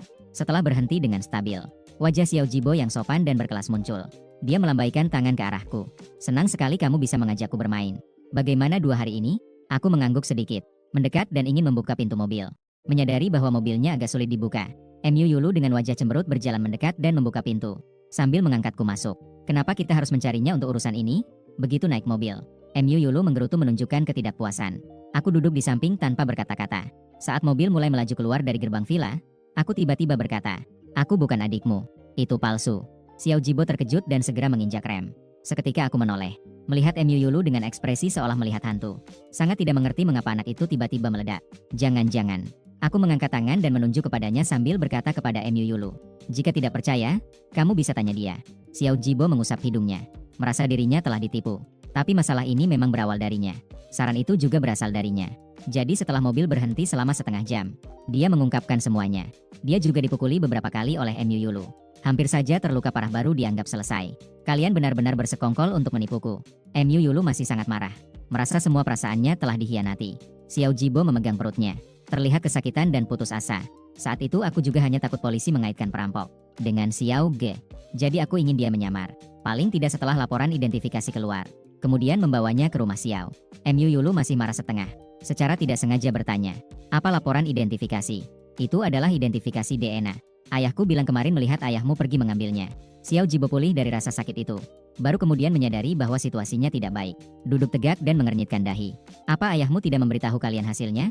"Surat hasil identifikasi yang diterima kemarin." Jika MU Yulu tahu kebenarannya, tidak mungkin reaksinya seperti ini sekarang. MU Yulu membuka mulutnya. Tiba-tiba semua kemarahan menjadi tidak berarti. Dengan bingung berkata, "Aku tidak tahu." Tidak hanya tidak memberitahu. Pagi ini ayahnya bahkan menyuruhnya untuk mendaftar. Saat itu, aku yang ada di sampingnya berkata pelan, "Mereka ingin mengakui aku." "Apa?" Xiao Jibo tertegun sejenak. Dengan bingung berkata, "Kenapa? Keluarga MU bukanlah keluarga biasa. Tidak mungkin mengakui seorang anak tanpa alasan. Seharusnya anak yang memiliki hubungan yang kembali." Hanya saja jawaban ini tidak perlu aku berikan. MU Yulu yang sudah menyadari, berkata dengan gigi terkatup, "Mereka mengincar warisan dari kakek." MU Yulu butuh waktu sejenak. Baru kemudian dia bertanya padaku yang ada di sampingnya, "Kenapa kamu memberitahuku kebenarannya?" Aku tidak bisa merasakan perasaannya. Dia berkata jujur, "Aku tidak ingin masuk ke dalam daftar keluarga MU." MU Yulu segera menyadari. Mengingat betapa ayahku pagi ini langsung bereaksi saat mendengar aku punya sikap dermawan yang halus setelah beberapa kali. Aku merasa hatiku tertekan. Tenang saja, aku tidak akan mengambil poinnya. Juga tidak akan membiarkan mereka mengambilnya. Aku mengangguk, lalu menatapnya dengan serius. "Kamu berbeda dari mereka. Kamu adalah orang yang baik." MU Yulu tertegun. Dia terhibur oleh kata-kata ini. Hatinya yang pahit sedikit membaik. Dia mulai memberikan saran untukku. Xiao Jibo yang mengemudikan di depan, dengan baik hati mengingatkan, "Jika begitu, lebih baik kamu buat daftar keluarga sendiri saja. Pemilik rumah harus memiliki tanah sendiri." "Itu benda apa?" MU Yulu juga belum pernah mengurus benda ini. Tapi saya langsung paham.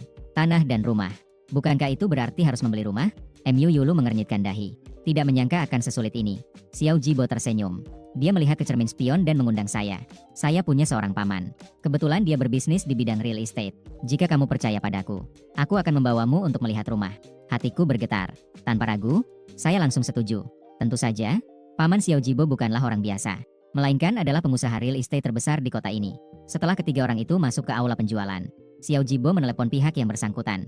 Sayangnya, orang itu sedang dinas keluar kota dan tidak bisa datang. Namun, Zhao Shushu telah mengatur seseorang. Nanti dia akan membawa kita untuk berkeliling. Mendengar kata-kata Xiao Jibo, saya juga tidak terburu-buru. Saya mendekat ke etalase kaca di tengah aula, dengan penasaran melihat model perumahan di dalamnya. Saat kecil, saya tinggal di rumah reot. Di mana-mana ada bekas terbakar. Katanya ada yang pernah lewat. Kakek setiap hari mengelap sedikit dinding. Dindingnya akan menjadi bersih. Dia memberitahu saya, nanti setelah bersih, disinilah rumah kita. Saya tidak mengerti. Merasa tidak ada angin dan hujan. Memiliki atap saja sudah bagus. Tempat di mana saya dan kamu berada tidak bisa disebut rumah? Saya ingat tatapan kakek saat itu sangat penuh kasih. Namun dia tetap menggelengkan kepala dan berkata, hanya rumah yang layak yang bisa dianggap sebagai rumah. Tempat yang bersih, hangat, dan nyaman. Hanya orang lain yang bersedia tinggal dan menjadi keluargamu. Sayangnya, Debu di dinding belum selesai dibersihkan. Kakek sudah tidak ada lagi. Selama bertahun-tahun ini, saya selalu tinggal di gubuk di belakang desa. Atau seperti burung hantu, menjaga jalan desa sebagai penjaga jalan. Tidak pernah memiliki rumah. Sekarang melihat model-model indah ini, merasa jika membeli rumah seperti ini, kakek pasti akan sangat senang tinggal di sini. Tiba-tiba ada sosok seseorang yang menyelinap di samping. Aduh, anak siapa ini yang tidak diawasi? Mengacau di sini. Seorang wanita menabrak saya.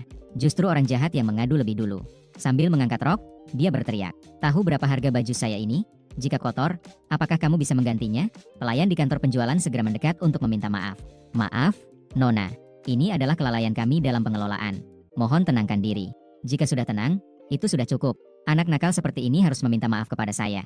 Orang dewasa tidak akan mengajarkan saya untuk membantu mengajar. Jangan menatap saya seperti itu. Saya kenal dengan manajer kalian." Dia berjalan dengan angkuh. Para staf di lokasi langsung tidak berani bergerak. Melihat itu, orang tersebut baru merasa puas. Mengangkat kepala dan berjalan tegak ke depan saya. "Lihat penampilanmu yang menyedihkan ini. Mungkin orang tuamu membawamu ke sini untuk melihat dunia. Sayang sekali untuk orang miskin sepertimu. Takutnya, bekerja seumur hidup pun tidak akan bisa membeli satu toilet di sini." Aku mencium aroma parfum yang kuat dari wanita itu. Ada bau samar yang familiar. Aku mundur setengah langkah dengan diam-diam. Bertanya kepada pelayan di sampingku, "Apakah toilet di sini sangat mahal?" Pelayan tertegun sejenak. Saat dia menunduk dan melihat wajahku yang serius, dia langsung tertawa. Terpesona. "Hei, apa itu yang kamu lakukan? Apa kamu tidak melihat aku sedang mendidiknya?" Wanita itu sangat tidak senang dengan hal ini. Dia mendekat dan mendorong pelayan itu. Dia mengulurkan tangan untuk menarik telingaku. Aku sangat sensitif terhadap niat jahat orang lain. Secara naluri, aku menghindar dengan memalingkan kepala. Kebetulan di belakangnya ada etalase kaca. Wanita itu tidak memperhatikan. Dia langsung menabrak dan terluka. "Ah!" Saat teriakan itu terdengar, semua orang yang hadir terkejut. Terlihat wanita itu tersandung dan lututnya menghantam meja. Dia sedang menangis terseduh-seduh. Seorang pria botak dengan perut buncit yang menemani dia. Dengan cemas, dia terus meneriakkan, "Sayangku, suamiku, oh, semua ini karena anak itu. Kamu harus membantuku mendapatkan penjelasan." Wanita itu sambil menangis masih sempat menunjukku dan mengeluh. Pria botak itu juga tampak sangat marah. "Kalian belum cepat mengusir dia? Biarkan orang tuanya datang untuk meminta maaf dan mengganti rugi. Jika tidak, LZ akan menggugat mereka." Petugas itu berbalik dan membawaku keluar. Tiba-tiba, seorang pemuda tampan masuk dari pintu. Di sampingnya ada seorang gadis cantik. Wajah mereka satu sama lain tampak semakin serius. Mereka melangkah beberapa langkah ke arahku. Mereka secara bersamaan menghalangi dia. Aku bertanya, "Siapa ini? Sungguh berani sekali. Suka sekali mengusir orang. Orang yang tidak tahu mungkin mengira pengceng real estate adalah milik keluargamu." MU Yulu memegang kopi di tangan kirinya. Di tangan kanannya, dia juga membawa sepotong kue kecil. Dia hanya mengangkat dagu dan melihat pria botak itu. "Nona MU." Pria botak itu terkejut. Dia kemudian melihat ke samping ke Xiao Jibo. Dia juga terkejut lagi. Putra keluarga Xiao juga ada di sini. "Apa hubungan kalian dengan anak ini?" Xiao Jibo tersenyum tipis dan berkata, "Dia adalah penyelamat hidup saya." Pria botak itu bingung. MU Yulu segera tidak mau kalah dan ikut serta. "Adik saya baru saja dikenali kembali. Kandung." Pria botak itu bingung lagi. Saat ini, dia sudah mulai berkeringat deras. Xiao Jibo menatap wajahnya. Dia juga melihat wanita di kursi. Senyumnya tetap ada. "Saya pikir, dengan cara yang begitu mencolok untuk membeli. Rumah ini pasti milik istri Anda, bukan?" Sampai di sini, wajah pria botak itu berubah. Secara naluriah dia berdiri dan mulai membungkuk meminta maaf. "Maaf, Nona Xiao. Saya tidak tahu ini adalah putra keluarga MU. Jika saya tahu, saya pasti tidak berani bertindak sembarangan. Apakah kamu yang membuat orang ini marah? Apa yang kamu minta maaf di sini? Biarkan orang yang terlibat keluar dan coba." Pria botak itu tidak berani membangkang. Dia berbalik dan menangkap lengan wanita itu. "Cepat minta maaf kepada tuan muda MU. Dia juga bukan orang yang bisa kamu sakiti." Wanita bodoh yang benar-benar tidak tahu diri. Dia merasa tidak senang karena wanita itu membuat masalah. Namun, dia tidak menyangka wanita itu lebih tidak senang darinya. "Apa yang sedang kamu lakukan? Kamu menyakiti saya." Wanita itu melepaskan tangannya. Melihat dirinya menjadi sasaran semua orang, dia langsung mengangkat tangan dan menampar pria botak itu. Barang yang tidak berguna. Tidak bisa melindungi wanitanya sendiri. "Apa gunanya kamu?" Suara tamparan yang nyaring membuat semua orang di sana terkejut. Pernah melihat orang kaya yang sombong, tapi belum pernah melihat orang yang mengendalikan pemilik uang. Wajah pria botak itu memerah. Dia ingin mengatakan sesuatu. Namun, wanita itu menendangnya lagi dan berkata dengan jijik, "Pergi dari sini. Aku akan menendangmu sekarang. Kurangi mengganggu di sini." Setelah berbicara, dia kembali melihat kami bertiga. Dengan tangan yang menyentuh kuku, dia mengangguk dengan angkuh. "Dan kalian semua jangan pergi. Aku ingin kalian merasakan akibatnya." Mendengar itu, Xiao Jibo dan MU Yulu saling memandang. Yang bisa menyulitkan mereka di kota ini. Dan orang-orang yang bisa dihitung dengan jari sangat sedikit. Terlihat wanita itu mengeluarkan ponsel dan dengan mahir menghubungi sebuah nomor. Beberapa menit kemudian, sebuah bayangan buru-buru masuk dari luar aula. Para staf melihat situasi itu dan segera menyapa. Menyapa manajer. Orang yang datang sekitar 40 tahun. Mengenakan jas. Tubuhnya terlihat kurus. Setelah memberi anggukan acuh tak acuh kepada semua orang. Mendekat ke sisi wanita itu. Segera mengganti wajahnya dengan senyuman yang menjilat. Hanya bertanya kabar. Yue, siapa yang membuatmu marah? Beritahu saya. Aku akan membantumu melampiaskan amarahmu. Jangan sampai kamu merusak dirimu sendiri. Aku akan merasa buruk. Kepala botak di samping yang terlihat sangat menjijikan tampak pucat. Manajer perusahaan properti Kepeng Cheng. Itu juga adalah sosok yang tidak bisa dia sakiti. Saat itu hanya bisa menutupi wajahnya dan mundur dengan marah. Wanita itu menceritakan kembali kejadian dengan berlebihan. Lalu dengan angkuh meminta pria untuk membantunya melampiaskan kemarahan. Lagi pula, hari ini tidak akan membuatku puas. Jangan hubungi aku lagi di masa depan. Serahkan semuanya padaku dengan baik. Pria itu membujuknya. Dia berbalik dan melihat kami bertiga lalu mengernyitkan dahi. Ini adalah kantor penjualan properti. Dan yang dijual adalah kawasan perumahan mewah. Ini bukan tempat untuk anak-anak seperti kalian. Sekarang kalian telah mengganggu tamu kami. Seharusnya meminta maaf. Memang alasan yang diucapkan sangat meyakinkan. Xiao Jibo melihatnya dengan lucu. Kamu tidak mengenaliku. Ayahku bernama Xiao. Temui bos Anda. Keluarga Xiao dan keluarga Zhao memiliki hubungan pernikahan yang sah. Xiao Jibo juga sudah datang ke sini beberapa kali. Dengan pengingat ini, pria itu juga teringat sejenak. Wajahnya sedikit berubah. Sepertinya ada sedikit kesulitan. Namun, wanita di belakang mengeluarkan dengusan dingin. Dia kembali menunjukkan sikap yang keras. Dia berkata dengan suara rendah. Siapapun itu, perusahaan Pengcheng Real Estate selalu mengutamakan pelanggan. Silakan kalian segera minta maaf. Xiao Jibo tertegun sejenak. Ekspresinya juga terlihat sedikit tidak enak. Di samping, Mu Yulu masih berbisik dengan senang melihat kesulitan orang lain. Sepertinya nama baikmu juga tidak terlalu berguna. Saat situasi mulai terjebak dalam kebuntuan, aku telah dilindungi di belakang. Tiba-tiba meraih dan menarik ujung baju Xiao Jibo. Xiao Jibo menoleh. Aku melambai padanya. Xiao Jibo tidak mengerti. Dengan rasa ingin tahu, dia sedikit menundukkan kepala. Lalu aku membisikkan sesuatu padanya. Apa kamu serius? Wajahnya sedikit berubah. Melihat aku mengangguk dengan yakin. Dia pun mulai mengernyitkan dahi. Dia berdiri tegak dan berkata kepada dua orang di depan. Jika tidak bisa bernegosiasi, maka kita laporkan saja. Biarkan pihak berwenang yang memutuskan. Apa? Melapor ke polisi. Semua orang yang hadir terkejut. Merasa bahwa ini adalah masalah sepele yang dibesar-besarkan. Namun, sikap Xiao Jibo juga sangat tegas. Lagi pula, kami tidak akan meminta maaf. Kami juga akan melaporkan wanita itu karena mengancam anak-anak. Wanita yang pemarah itu memang mudah tersulut. Berteriak dengan keras. Melapor ke polisi ya sudah. Saya ingin tahu siapa di sini yang berani bersaksi untuk kalian. Mu Yulu melihat situasi ini. Dia hampir tertawa karena marah. Tidak menyangka bahwa dia, si penyihir kecil Mu, masih bisa diperlakukan buruk di tempat yang seperti ini. Hari ini dia pasti akan melihat sesuatu yang baru. Jadi dia mengeluarkan ponsel dan mengirim pesan massal. Teman-teman serigala yang biasa bermain dengannya semua diundang. Tangan sudah siap menunggu saatnya. Di aula sudah banyak ponsel yang disiapkan untuk siaran langsung. Teman-teman, hari ini sangat menarik. Putri besar keluarga Mu datang untuk membeli rumah dan malah menjadi korban penipuan. Siapapun yang lewat, jangan sampai terlewat. Ayo lihat siapa yang berani mengganggu putri besar keluarga Mu. Dikatakan bahwa pihak lawan berada di Pengcheng Real Estate. Seseorang bersiap untuk membuat bukti palsu di lokasi. Itu adalah saat pertama mereka tiba di lokasi. Mereka langsung mengajukan permintaan. Kami ingin melihat rekaman CCTV. Yang Bin menatap bingung pada saudara laki-laki dan perempuan di depannya. Merasa belakangan ini sering berselisih dengan mereka. Kemanapun pergi, selalu bertemu dengan Nona Mu. Saya berharap kamu bisa mengerti. Kami sangat sibuk. Untuk perselisihan kecil seperti ini, silakan pergi ke komite lingkungan. Dia memegang titik tayang, sambil memadamkan sekeliling gelembung. Belakangan ini, dia tidak henti-hentinya menyelidiki kasus perdagangan di kota. Sekali lagi menghadapi kasus perampokan di mal. Dia sangat sibuk sampai kepalanya terasa berat. Yang menjadi masalah, kasus ini masih tanpa petunjuk. Membuat emosinya sedikit tidak stabil. Mu Yulu tidak puas dengan sikapnya. Dia menarik kerah belakang bajuku. Apakah kamu pikir dia adalah anak nakal yang akan bertindak sembarangan? Saya yang dengan mata bingung dan lucu diangkat ke atas. Tampaknya semakin terlihat jujur. Yang Bin menatapku. Memang tidak mirip. Jangan bilang tidak mirip. Yang bisa mengalahkan perampok di mal sendirian. Sudah melampaui 99 orang dewasa. Melampaui kategori anak-anak. Apa maksud kalian? Sekarang kita saling terjebak, kan? Wanita di seberang mulai berteriak. Langsung menuduh Yang Bin dengan cap besar. Mu Yulu menoleh dan melotot padanya. Tertawa sinis dengan bangga. Gadis sial itu menggunakan siaran langsung untuk mengendalikan opini publik. Kalau begitu, jangan salahkan dia jika menambah bahan omong kosong. Melawan dia, mereka masih terlalu muda. Saat Mu Yulu sangat marah. Yang biasanya tenang dan berpikir panjang. Xiao Jibo tiba-tiba melangkah maju. Menangkap pergelangan tangan wanita itu dan menyeretnya keluar. Apa yang sedang kamu lakukan? Lepaskan. Wanita itu sudah terluka di kakinya. Bergerak saja sudah membuat wajahnya kesakitan. Ini akan membuatnya marah dan kehilangan akal. Mengambil tas di samping dan melemparkannya ke arah Xiao Jibo. Jangan pukul. Jangan pukul.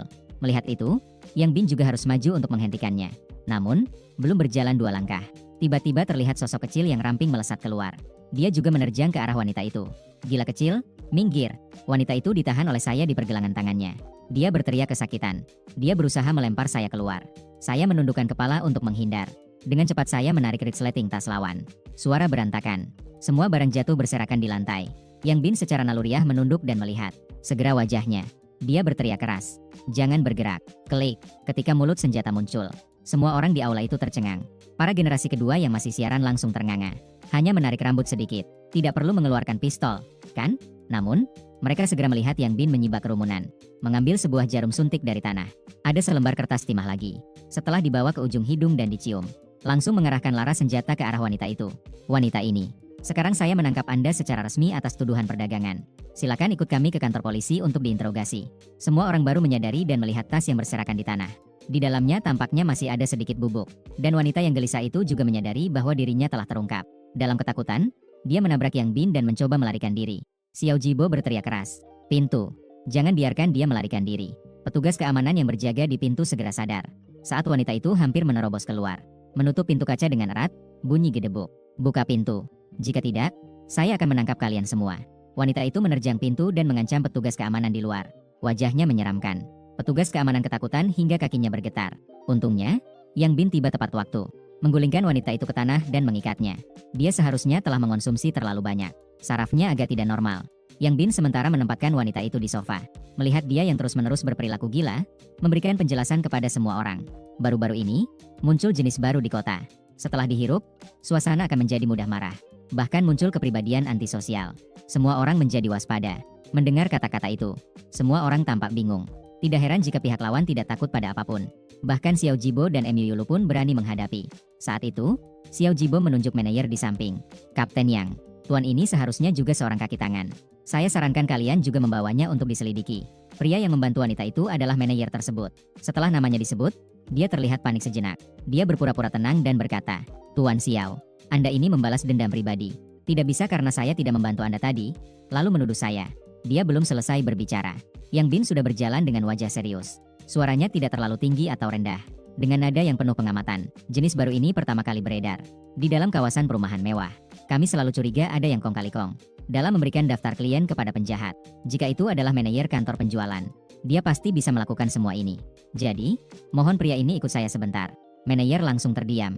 Setelah menyadari bahwa lawan sulit dibohongi, dia berbalik dan hendak melarikan diri. Sayangnya, dia ditangkap oleh Kapten Polisi Yang Bin yang sudah bersiap-siap, menggulung lengan baju. Setelah melihat bekas jarum di lengan, kebenarannya hampir pasti. Kemudian situasi membesar, karena ada wanita sebagai titik masuk. Setengah jam kemudian, semua petunjuk terungkap, mengonfirmasi bahwa wanita itu adalah kepala penyelundup. Manajer adalah orang yang membantu memperkenalkan klien, telah membangun jaringan di seluruh kota. Penceng real estate adalah target penjualan mereka selanjutnya. Anggota tim mengajak wanita itu pergi sambil bermain mata dengan Yang Bin. Mengacungkan jempol. Kapten polisi memang hebat. Sekali langsung menangkap otak kejahatan. Mengungkap kasus besar sangat mudah. Kapten polisi terdiam. Sebenarnya dia juga cukup bingung. Tidak mengerti hanya datang untuk menangani perselisihan kecil. Bagaimana bisa kasus ini terungkap? Yang Bin menoleh untuk melihat lokasi kejadian. Selain sekelompok staf pemeriksa, sekelompok anak kaya yang sedang siaran langsung.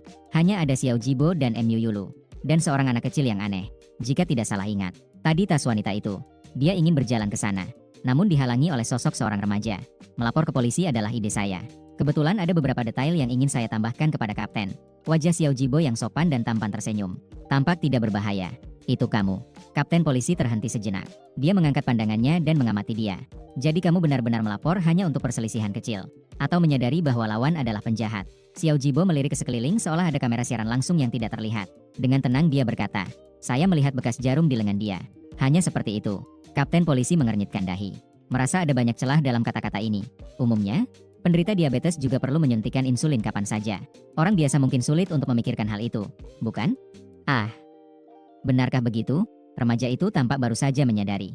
Ekspresinya sangat tidak bersalah. Mungkin saya terlalu banyak menonton film polisi. Sedikit mengalami delusi. Namun bisa secara tidak sengaja membantu polisi. Itu juga bisa dianggap sebagai hal baik. Dia mengatakannya dengan santai. Namun, di dalam hati, Kapten polisi masih merasa banyak tanda tanya. Ketika dia berpikir untuk mencari anak itu lagi, dia menemukan bahwa orang itu sudah menghilang. Di meja kecil di sudut, saya duduk di kursi tinggi, sambil menggunakan sendok kecil untuk mengambil kue kecil di depan saya. Ini adalah kue yang baru saja dibeli oleh gadis kaya itu. Melihat sekeliling tidak ada orang, dia diam-diam mendekat dan bertanya, "Kamu yang membuat Xiao Jibo melapor ke polisi, kan?" Aku membungkus diri dengan krim. Terpuaskan oleh rasa manis di ujung lidah, aku menyipitkan mata.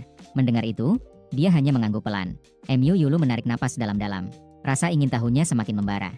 "Bagaimana kamu menemukan bahwa dia memiliki masalah?" Ketika dia menabrakku, aku melihat ada lubang jarum di lengan dia. Dan dia juga memiliki bau kertas timah. Kertas timah. Mu Yulu butai tahu tentang ini. "Lalu kenapa kamu tidak memberitahuku?" Mu Yulu merasa sedikit kesal.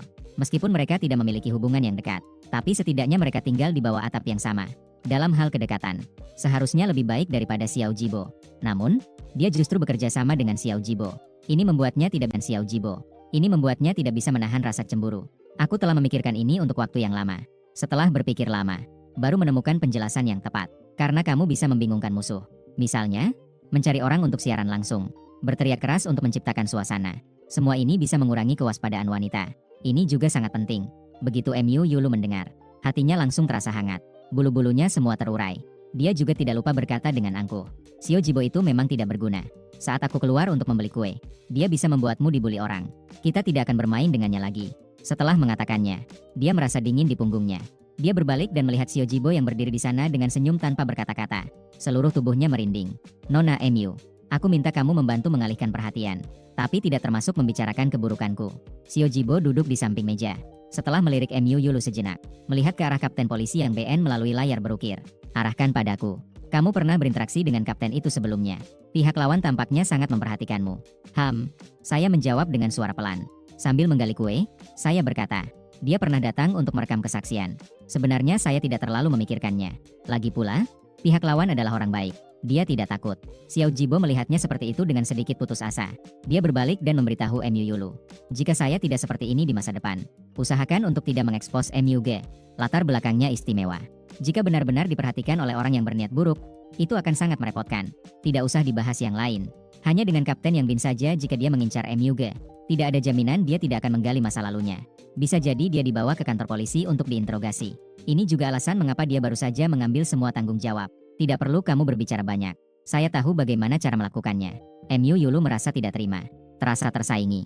Dia mengernyitkan dahi dan berkata dengan tajam. Saat berbalik, dia langsung dihadapkan dengan beberapa kamera ponsel di wajahnya. Setelah merekam, sekelompok anak orang kaya langsung berkumpul di sekitar. Mereka semua menghormatinya dengan sangat. "Kakak Lu, kamu luar biasa." Ternyata begitu, langsung menangani kasus besar.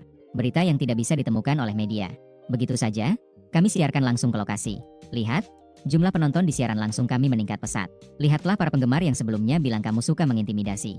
Sekarang semua memuji keberanianmu yang muda. Sangat bijaksana dan tangguh. Dengan kata-kata seperti itu, dalam 2 hari, akan ada pelatihan bertahan hidup di alam. Kakak Lu pasti menjadi kapten yang layak. Siapa yang tidak setuju, saya akan berhadapan dengan mereka. Semua orang memuji dengan berlebihan. Foto-foto Lu Yulu membuatnya merasa melambung. Dan penggemar di ruang siaran juga karena hal ini. Secara tidak sengaja mengubah pandangan sekelompok anak orang kaya ini.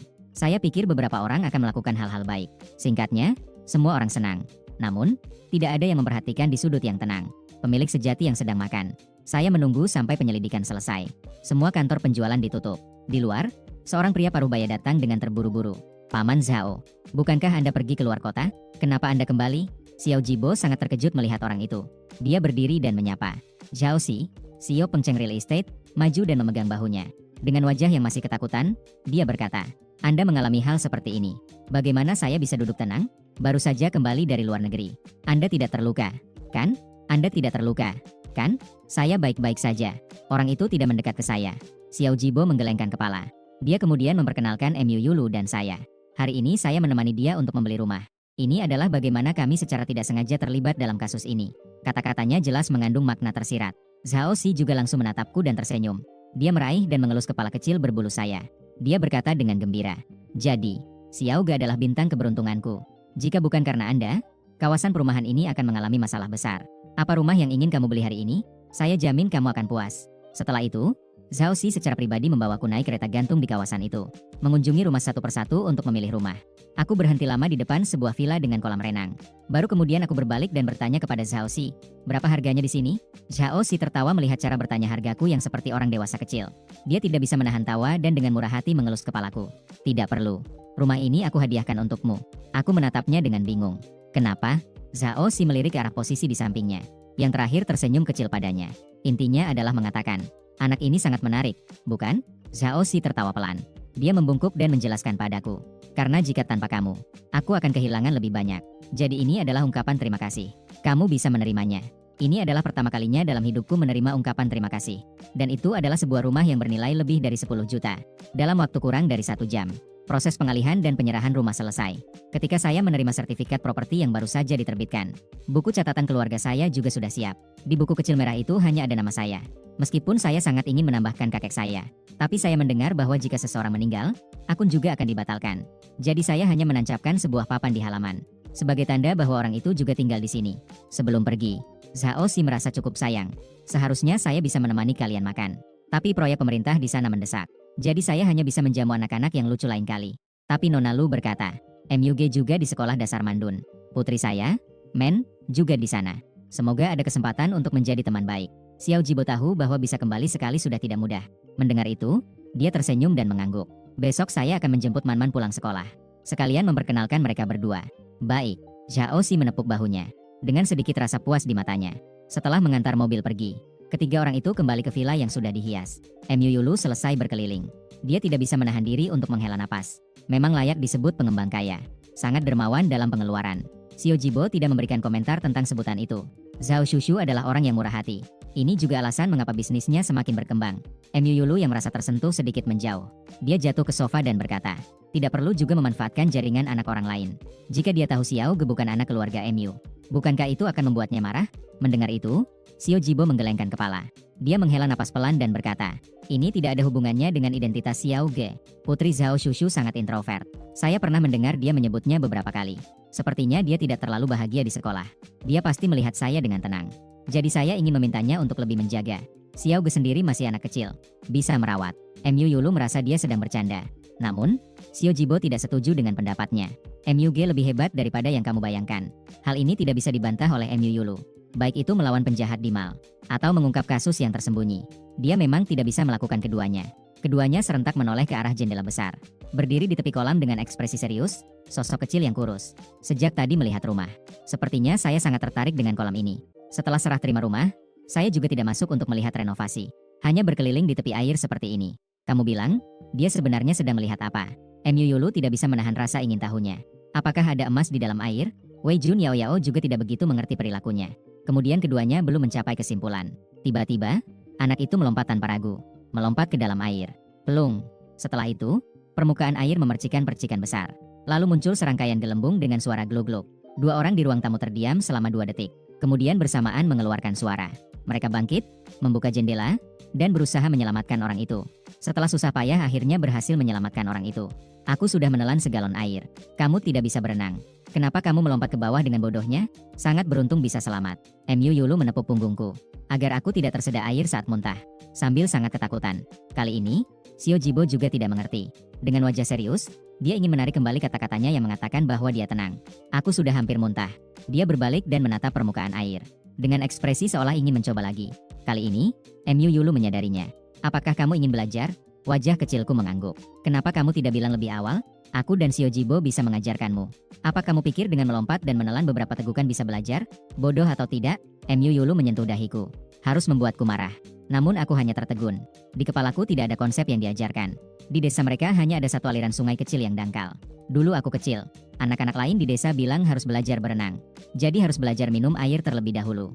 Jadi mereka menekan kepalaku ke dalam air sungai. Permukaan air sungai di musim dingin membeku dengan lapisan es tipis. Aku merasa sakit kepala karena kedinginan. Bingung. Aku juga minum banyak air. Kemudian memang bisa menahan napas cukup lama. Jadi aku selalu mengira begitulah cara belajarnya. Tapi hari ini Mu dan Xiao Jibo memberitahuku bahwa itu tidak benar. Keduanya merasa pakaian mereka sudah basah. Jadi jangan sia-siakan kesempatan. Mereka mengajarkanku gaya berenang di tepi pantai terlebih dahulu. Lalu mereka membantuku masuk ke dalam air. Ini disebut gerakan lengan menyelam. Di ufuk langit perlahan-lahan terwarnai dengan warna oranye kemerahan. Matahari terbenam memantulkan cahaya emas di permukaan air.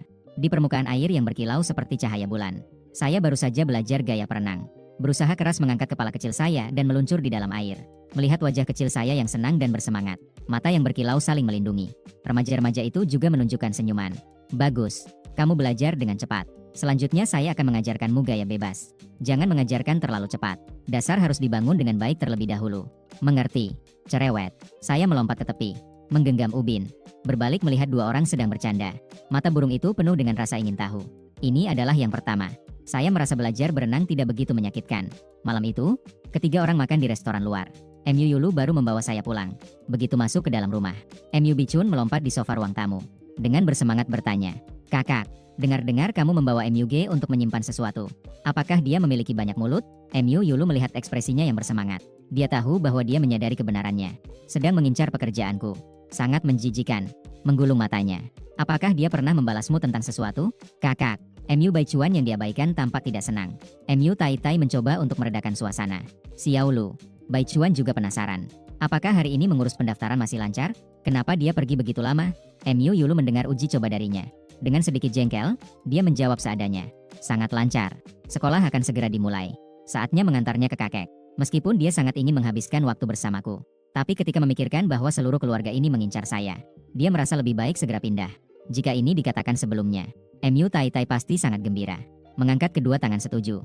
Tapi sekarang dia tersenyum dengan sedikit terpaksa. Dia ragu-ragu. Sekolah segera dimulai. Lebih mudah pergi ke sekolah dari rumah. Lagi pula, Baichuan bisa menemani Xiao Ge. Lebih baik tunggu beberapa waktu sebelum mengantarnya. Sejak mengetahui bahwa saya bukan darah dagingnya, MU Tai Tai memang sudah tidak memiliki niat jahat terhadap saya. Tapi segera, MU Tai Tai kembali memiliki rencana lain. Dia ingin agar MU Baichuan menjalin hubungan baik dengan saya. Lalu mereka berdua tinggal di tempat kakek, mencari perhatian kakek, dan nanti bisa mendapatkan lebih banyak hal. MU Baichuan juga mendapat perintah, mengganti ekspresi wajahnya, mendekat dan ingin meraih tangan saya. "Tenang saja, nanti di sekolah saya akan menjaga kamu. Selama semua orang tahu kamu adalah kakak saya, tidak ada yang berani mengganggu kamu." Saya menghindari sentuhannya, tidak tertarik dengan benturan anak-anak sekolah dasar. Berbalik dan langsung naik ke atas. "Ibu, lihat dia." Di bawah, MU Baichuan tampaknya sudah menangis lagi karena marah. Hari berikutnya adalah 1 September, resmi mulai sekolah. Xiao Jibo tidak membiarkan MU Bichun ikut. MU Yulu sudah membawa saya pergi lebih awal di pagi hari. Minum susu membuat tinggi badan meningkat. Hal pertama yang saya lakukan setelah masuk mobil, dia langsung memberikan sebotol susu. Kemarin berenang menghabiskan banyak energi. Setelah minum susu, saya juga makan 3 roti. Melihat MU Yulu berbaring sambil bermain ponsel, lalu melihat pengemudi di depan. Bertanya, "Apa kamu tidak bisa mengemudikan mobil?" Xiao Jibo sudah bisa. Tatapan saya yang jelas langsung membuat MU Yulu terdiam. "Astaga, saya masih di bawah umur, ya kan?" Dia bangkit dengan marah, menepuk dada bidangnya, mencoba membuktikan bahwa dia masih kecil. Xiao Jibo itu hanya seorang penipu. Melihatnya tampak tidak berbahaya. Di belakang layar, dia merokok. Jangan terlalu sering bergaul dengannya. Saya tidak pernah memikirkan hal itu. Mengingat keterampilan mengemudi Xiao Jibo yang mahir, merasa bahwa orang memang tidak bisa dinilai dari penampilan. "Tapi kamu tenang saja, kakak. Kali ini aku akan mengikuti pelatihan militer dan bertahan hidup di alam saat sekolah dimulai. Proyek ini pasti akan mendapatkan juara pertama untuk kamu lihat." MU Yulu merasa jika dia tidak mencapai prestasi sedikit pun, adik ini benar-benar akan memanjat tembok. Saya tidak punya konsep tentang itu.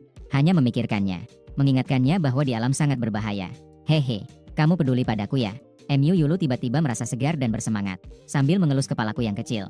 "Tenang saja, ya, seperti sekolah elit yang kita masuki ini. Nyawa siswa lebih berharga daripada emas. Mereka tidak berani membiarkan kita mengambil risiko, kecuali jika seseorang melakukannya sendiri." Saya mengangguk seolah mengerti, padahal tidak. Mandon adalah sekolah internasional elit yang mencakup dari taman kanak-kanak hingga sekolah menengah atas. Meskipun sekolah dasar dan sekolah menengah atas tidak berada di tempat yang sama, jaraknya juga tidak terlalu jauh. MU Yulu berangkat lebih awal. Jenis baru ini pertama kali beredar di kawasan perumahan mewah. Kami selalu curiga ada yang kong kali kong. Dengan memberikan daftar klien kepada penjahat, jika itu adalah manajer kantor penjualan, dia pasti bisa melakukan semua ini. "Jadi, saya mohon tuan ini untuk ikut bersama saya." Manajer langsung terdiam. Setelah menyadari bahwa lawan tidak mudah dibohongi, dia berbalik dan ingin melarikan diri. Sayangnya, dia ditangkap oleh Kapten Polisi Yang Bin yang sudah bersiap, menggulung lengan baju. Setelah melihat bekas jarum di lengan, kebenarannya hampir pasti terungkap. Kemudian situasi membesar, karena ada wanita sebagai titik masuk. Setengah jam kemudian, semua petunjuk terungkap, mengonfirmasi bahwa wanita itu adalah kepala penyelundup.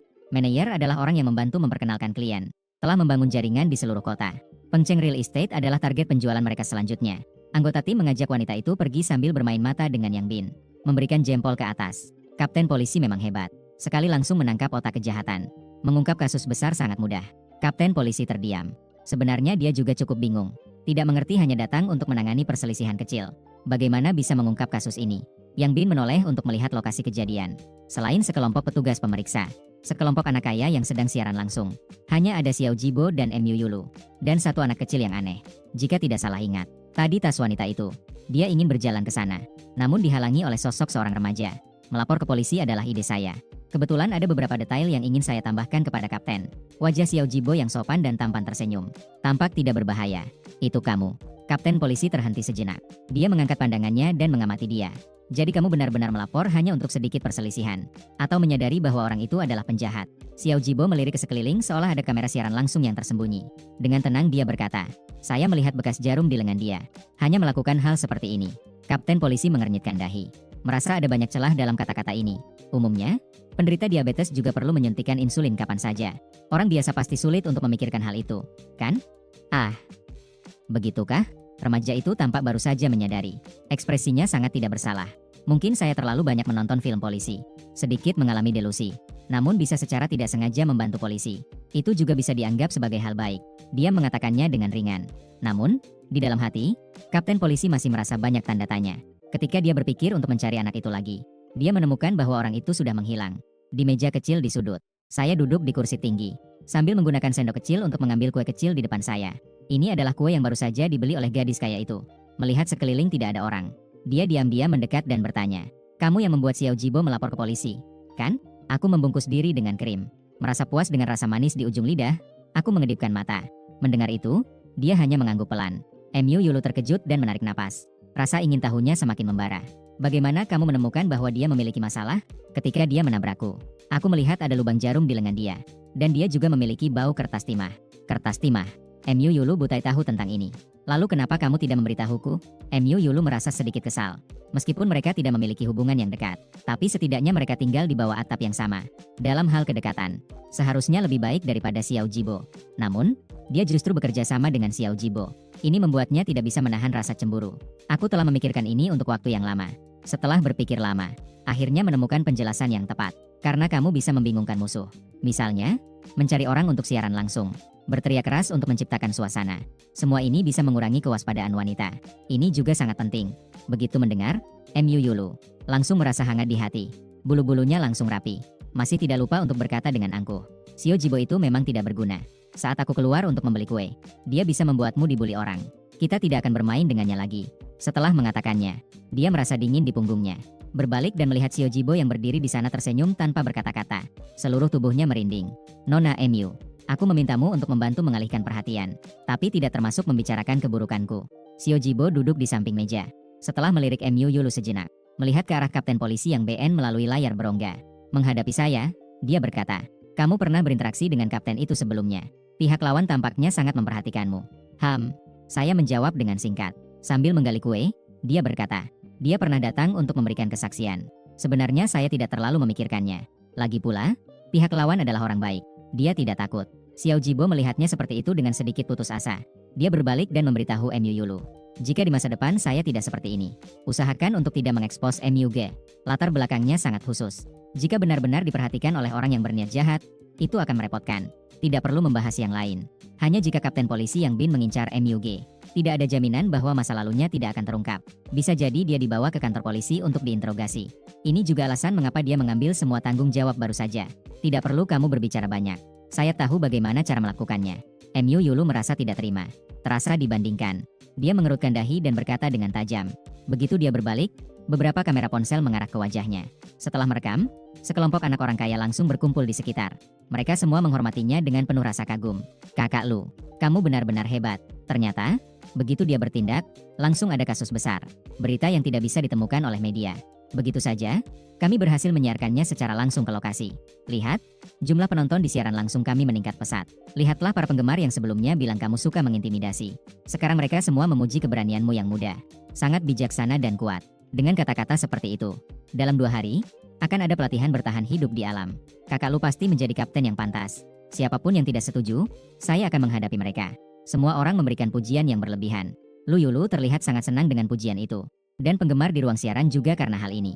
Secara tidak sengaja mengubah pandangan sekelompok anak orang kaya ini. Merasa bahwa ada orang yang juga bisa berbuat baik. Singkatnya, semua orang senang. Namun, tidak ada yang memperhatikan di sudut yang tenang. Pemilik sebenarnya dari makanan. Saya menunggu sampai penyelidikan selesai. Semua kantor penjualan ditarik kembali. Di luar, Seorang pria parubaya datang dengan terburu-buru. Paman Zhao, bukankah Anda pergi keluar kota? Kenapa Anda kembali? Xiao Jibo sangat terkejut melihat orang itu. Dia bangkit dan menyapa. Zhao Si, CEO Pengceng Real Estate, maju dan memegang bahunya. Dengan wajah cemas, dia berkata, Anda mengalami hal seperti ini. Bagaimana saya bisa duduk tenang? Baru saja kembali dari luar negeri. Anda tidak terluka, kan? Saya baik-baik saja. Orang itu tidak mendekat kepada saya. Xiao Jibo menggelengkan kepala. Dia kemudian memperkenalkan Mu Yulu dan saya. Hari ini saya terutama menemani dia untuk membeli rumah. Ini adalah bagaimana kami secara tidak sengaja terlibat dalam kasus ini. Kata-katanya jelas mengandung makna tersirat. Zhao Si juga langsung melihatku dan tersenyum. Dia mengulurkan tangan dan mengelus kepala kecil berbulu saya. Dia berkata dengan gembira, jadi, Xiao Ge adalah bintang keberuntunganku. Jika bukan karena Anda, kawasan perumahan ini pasti akan mengalami masalah besar. Apa rumah yang ingin kamu beli hari ini? Saya jamin kamu akan puas. Setelah itu, Zhao Si secara pribadi membawaku naik kereta gantung di dalam kompleks. Mengunjungi setiap rumah untuk memilih properti. Aku berhenti lama di depan sebuah villa dengan kolam renang. Baru kemudian aku berbalik dan bertanya kepada Zhao Si berapa harganya. Zhao Si tertawa melihat cara aku bertanya dengan wajah seperti orang dewasa kecil. Dia tidak bisa menahan tawa dan dengan murah hati mengelus kepalaku. Tidak perlu. Rumah ini aku berikan untukmu. Aku menatapnya dengan bingung. Kenapa? Zhao Si melirik ke arah posisi di sampingnya. Yang terakhir tersenyum kecil padanya. Intinya adalah untuk mengatakan, anak ini sangat menarik, bukan? Zhao Si tertawa pelan. Dia membungkuk dan menjelaskan padaku. Karena jika tanpa kamu, aku akan kehilangan lebih banyak. Jadi ini adalah tanda terima kasih. Kamu bisa menerimanya. Ini adalah pertama kalinya dalam hidupku menerima tanda terima kasih. Dan itu adalah sebuah rumah yang bernilai lebih dari 10 juta. Dalam waktu kurang dari 1 jam. Proses pengalihan dan penyerahan rumah selesai. Ketika saya menerima sertifikat properti yang baru saja keluar dari percetakan. Buku catatan keluarga saya juga sudah siap. Di buku kecil merah itu hanya ada nama saya. Meskipun saya sangat ingin menambahkan nama kakek saya. Tapi saya mendengar bahwa jika seseorang meninggal, akun tersebut juga akan dibatalkan. Jadi saya hanya menancapkan sepotong papan di halaman. Sebagai tanda bahwa orang tersebut juga tinggal di sini. Sebelum pergi, Zhao Si juga merasa cukup sayang. Seharusnya saya bisa menemani kalian makan. Tapi proyek pemerintah di sana mendesak. Jadi saya hanya bisa menjamu anak-anak yang lucu lain kali. Tapi Nona Lu berkata, MUG juga di sekolah dasar Mantun. Putri saya, Men, juga di sana. Semoga ada kesempatan untuk menjadi teman baik. Xiao Jibo tahu bahwa bisa kembali sekali sudah tidak mudah. Mendengar itu, dia tersenyum dan mengangguk. Besok saya akan menjemput Man-Man pulang sekolah. Sekalian memperkenalkan mereka berdua. Baik, Zhao Si menepuk bahunya. Dengan sedikit rasa puas di matanya. Setelah mengantar mobil pergi. Ketiga orang itu kembali ke villa yang sudah dihias. Mu Yulu selesai berkeliling. Dia tidak bisa menahan diri untuk menghela napas. Memang pantas disebut pengusaha bangunan kaya. Sangat dermawan dalam pengeluaran. Xiao Jibo tidak memberikan komentar tentang sebutan itu. Paman Zhao adalah orang yang murah hati. Ini juga alasan mengapa bisnisnya semakin berkembang. Mu Yulu yang tersentuh sedikit mengerutkan bibir. Berbaring di sofa. Tidak perlu memanfaatkan koneksi anak orang lain juga. Kan? Jika dia tahu bahwa Xiao Ge bukan anak keluarga Mu. Bukankah itu akan membuatnya marah? Mendengar itu, Xiao Jibo menggelengkan kepala. Dia menghela napas pelan dan berkata, ini tidak ada hubungannya dengan identitas Xiao Ge. Putri Paman Zhao sangat introvert. Saya pernah mendengar dia menyebutnya beberapa kali. Sepertinya dia tidak terlalu bahagia di sekolah. Dia pasti melihat saya dengan tenang. Jadi saya ingin memintanya untuk lebih memperhatikan. Xiao Ge sendiri masih anak kecil. Bisa merawat. Mu Yulu merasa dia sedang bercanda. Namun, Xiao Jibo tidak setuju dengan pendapatnya. Xiao Ge lebih hebat daripada yang kamu bayangkan. Hal ini tidak bisa dibantah oleh Mu Yulu. Baik itu melawan penjahat di mall, atau mengungkap kasus tersembunyi. Dia memang tidak bisa melakukannya. Keduanya serentak menoleh ke arah jendela besar. Berdiri di tepi kolam dengan ekspresi serius, sosok kecil yang kurus. Sejak tadi melihat rumah. Sepertinya saya sangat tertarik dengan kolam ini. Setelah serah terima rumah, saya juga tidak masuk untuk melihat renovasi. Hanya berkeliling di tepi air seperti ini. Kamu bilang dia sebenarnya sedang melihat apa? Mu Yulu tidak bisa menahan rasa ingin tahunya. Ada emas di dalam air. Wei Jun Yao juga tidak begitu mengerti perilakunya sendiri. Kemudian keduanya belum mencapai kesimpulan. Tiba-tiba anak itu melompat tanpa ragu. Melompat ke dalam air. Plop, dengan anggun. Setelah permukaan air memercikan percikan besar. Lalu muncul gelembung-gelembung bertubi-tubi. Dua orang di ruang tamu terdiam selama 2 detik. Secara bersamaan mengeluarkan suara. Mereka bangkit, membuka jendela, dan pergi menolong orang. Setelah susah payah mengangkat orang itu, aku sudah menelan banyak air. Kamu tidak bisa berenang. Melompat ke bawah tanpa berpikir. Sangat beruntung. Mu Yulu menepuk punggungku. Agar aku tidak tersedak air saat muntah. Sambil merasa sangat ketakutan. Kali ini Xiao Jibo juga tidak mengerti. Dengan wajah serius, ingin menarik kembali kata-katanya yang mengatakan dia tenang. Aku hampir selesai muntah. Dia menoleh dan menatap permukaan air. Dengan ekspresi yang seolah ingin mencoba lagi. Kali ini Mu Yulu menyadarinya. Kamu ingin belajar. Wajah kecilku mengangguk. Kenapa tidak bilang dari awal? Aku dan Xiao Jibo bisa mengajarkanmu. Apa kamu pikir kamu bisa belajar hanya dengan melompat dan menelan beberapa tegukan? Bodoh atau tidak, MU Yulu menyentuh dahiku. Akan membuatku marah, namun aku hanya tertegun. Di kepalaku tidak ada konsep yang diajarkan. Di desa mereka hanya ada sebuah sungai kecil yang sangat dangkal.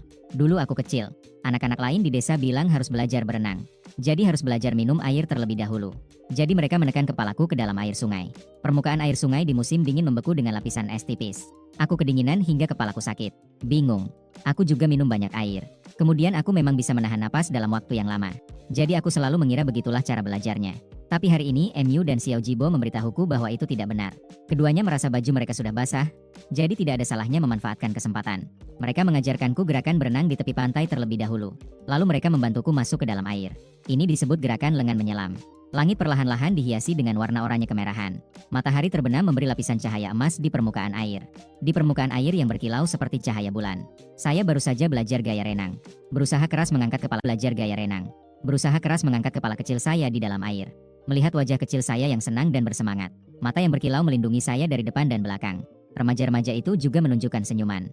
Bagus, kamu belajar dengan cepat. Selanjutnya, saya akan mengajarkanmu gaya bebas. Jangan mengajarkan terlalu cepat. Dasar harus dibangun dengan baik terlebih dahulu. Mengerti? Ribet. Saya berjuang menuju tepi. Menggenggam ubin. Berbalik melihat dua orang sedang bercanda. Mata burung itu penuh dengan rasa ingin tahu. Ini adalah yang pertama. Saya merasa belajar berenang tidak begitu menyakitkan. Malam itu, ketiga dari kami selesai makan di restoran luar. MU Yulu kemudian membawaku pulang. Begitu masuk ke dalam rumah, MU Bichun melompat dari sofa di ruang tamu. Dengan bersemangat bertanya, "Kakak, dengar-dengar kamu membawa MUG untuk menyimpan sesuatu. Apakah dia punya banyak?" MU Yulu melihat ekspresinya yang bersemangat. Dia tahu bahwa dia menyadari kebenarannya. Sedang mengincar pekerjaanku. Seketika merasa sangat jijik. Menggulung matanya dan berkata, "Apa urusannya denganmu, kakak?" MU Baichuan yang diabaikan tampak tidak senang. MU Tai Tai mencoba untuk meredakan suasana. Xiao Lu, Baichuan juga penasaran. Apakah hari ini mengurus pendaftaran berjalan lancar? Kenapa dia pergi begitu lama? MU Yulu mendengar uji coba darinya. Dengan sedikit jengkel, dia menjawab, "Sangat lancar. Sekolah akan segera dimulai. Saatnya mengantarnya ke kakek." Meskipun dia sangat ingin bersamaku, tapi begitu memikirkan bahwa seluruh keluarga mengincarku, dia merasa lebih baik segera pindah keluar. Jika ini dikatakan sebelumnya, MU Tai Tai pasti sangat gembira. Mengangkat kedua tangan setuju. Tapi sekarang dia tersenyum dengan sedikit terpaksa. Dia ragu-ragu berkata, "Sekolah akan segera dimulai. Lebih mudah pergi ke sekolah dari rumah. Lagi pula, Baichuan dan Xiaoge bisa bergaul bersama. Lebih baik tunggu beberapa waktu sebelum mengantarnya." Sejak mengetahui bahwa saya bukan darah dagingnya, MU Tai Tai memang sudah tidak memiliki permusuhan terhadap saya. Namun, segera, ibu angkat mulai memikirkan rencana lain. Dia ingin Baichuan menjalin hubungan baik dengan saya. Lalu mereka berdua tinggal di tempat kakek, untuk menyenangkan hati kakek, dan nanti bisa mendapatkan lebih banyak hal. Baichuan juga mendapat perintah, mengganti ekspresi wajahnya. Dia maju untuk meraih tangan saya. "Tenang saja, nanti di sekolah, saya akan menjaga kamu. Selama semua orang tahu bahwa kamu adalah kakakku, tidak ada yang berani mengganggumu." Saya menghindari sentuhannya, tidak tertarik dengan benturan anak-anak SD. Saya berbalik dan langsung naik ke atas. "Ibu, lihat dia." Di bawah, Baichuan sepertinya sudah menangis lagi karena marah. Besok adalah tanggal 1 September, resmi mulai sekolah. Xiao Jibo tidak membiarkan MU Bichun ikut. MU Yulu sudah membawa saya pergi lebih awal di pagi hari. Minum susu membuat tinggi badan meningkat. Hal pertama yang dilakukan saat masuk ke dalam mobil. Dia langsung menyodorkan sebotol susu. Kemarin berenang menghabiskan banyak energi. Setelah minum susu, saya juga makan 3 roti. Melihat MU Yulu berbaring sambil bermain ponsel. Lalu melihat pengemudi di kursi depan. Bertanya, "Apa kamu tidak bisa mengemudikan mobil?" Xiao Jibo sudah bisa. Tatapan saya yang terang ini langsung membuat MU Yulu terkejut. "Astaga, saya masih di bawah umur, ya kan?" Dia bangkit dengan marah, menepuk dada bidangnya, membuktikan bahwa dia masih kecil. Xiao Jibo itu hanya penipu. Melihatnya tampak tidak berbahaya. Di belakang layar, dia merokok juga. Jangan terlalu sering bergaul dengannya. Saya tidak pernah memikirkan hal itu. Mengingat keterampilan mengemudi Xiao Jibo yang mahir. Merasa bahwa orang memang tidak bisa dinilai dari penampilan. Tapi kamu tenang saja, kakak. Kali ini aku akan mengikuti pelatihan militer dan bertahan hidup di alam saat sekolah dimulai. Proyek ini pasti akan mendapatkan juara pertama untuk kamu lihat. MU Yulu merasa jika dia tidak mencapai sesuatu lagi, adik ini benar-benar akan memanjat tembok. Saya tidak memiliki konsep tentang itu. Hanya memikirkan sedikit. Mengingatkan dia bahwa di alam sangat berbahaya. "Hehe, kamu peduli padaku ya?" MU Yulu tiba-tiba merasa segar. Sambil mengelus kepalaku yang kecil. "Tenang saja, ya. Seperti sekolah elit yang kita masuki ini. Nyawa siswa lebih berharga daripada emas. Mereka tidak berani membiarkan kita mengambil risiko. Kecuali ada yang melakukannya sendiri." Saya mengangguk seolah mengerti, padahal tidak. Mantun adalah sekolah internasional elit yang mencakup dari taman kanak-kanak hingga sekolah menengah atas. Meskipun bagian sekolah dasar dan bagian sekolah menengah tidak berada di tempat yang sama, tetapi jaraknya juga tidak terlalu jauh. MU Yulu berangkat lebih awal.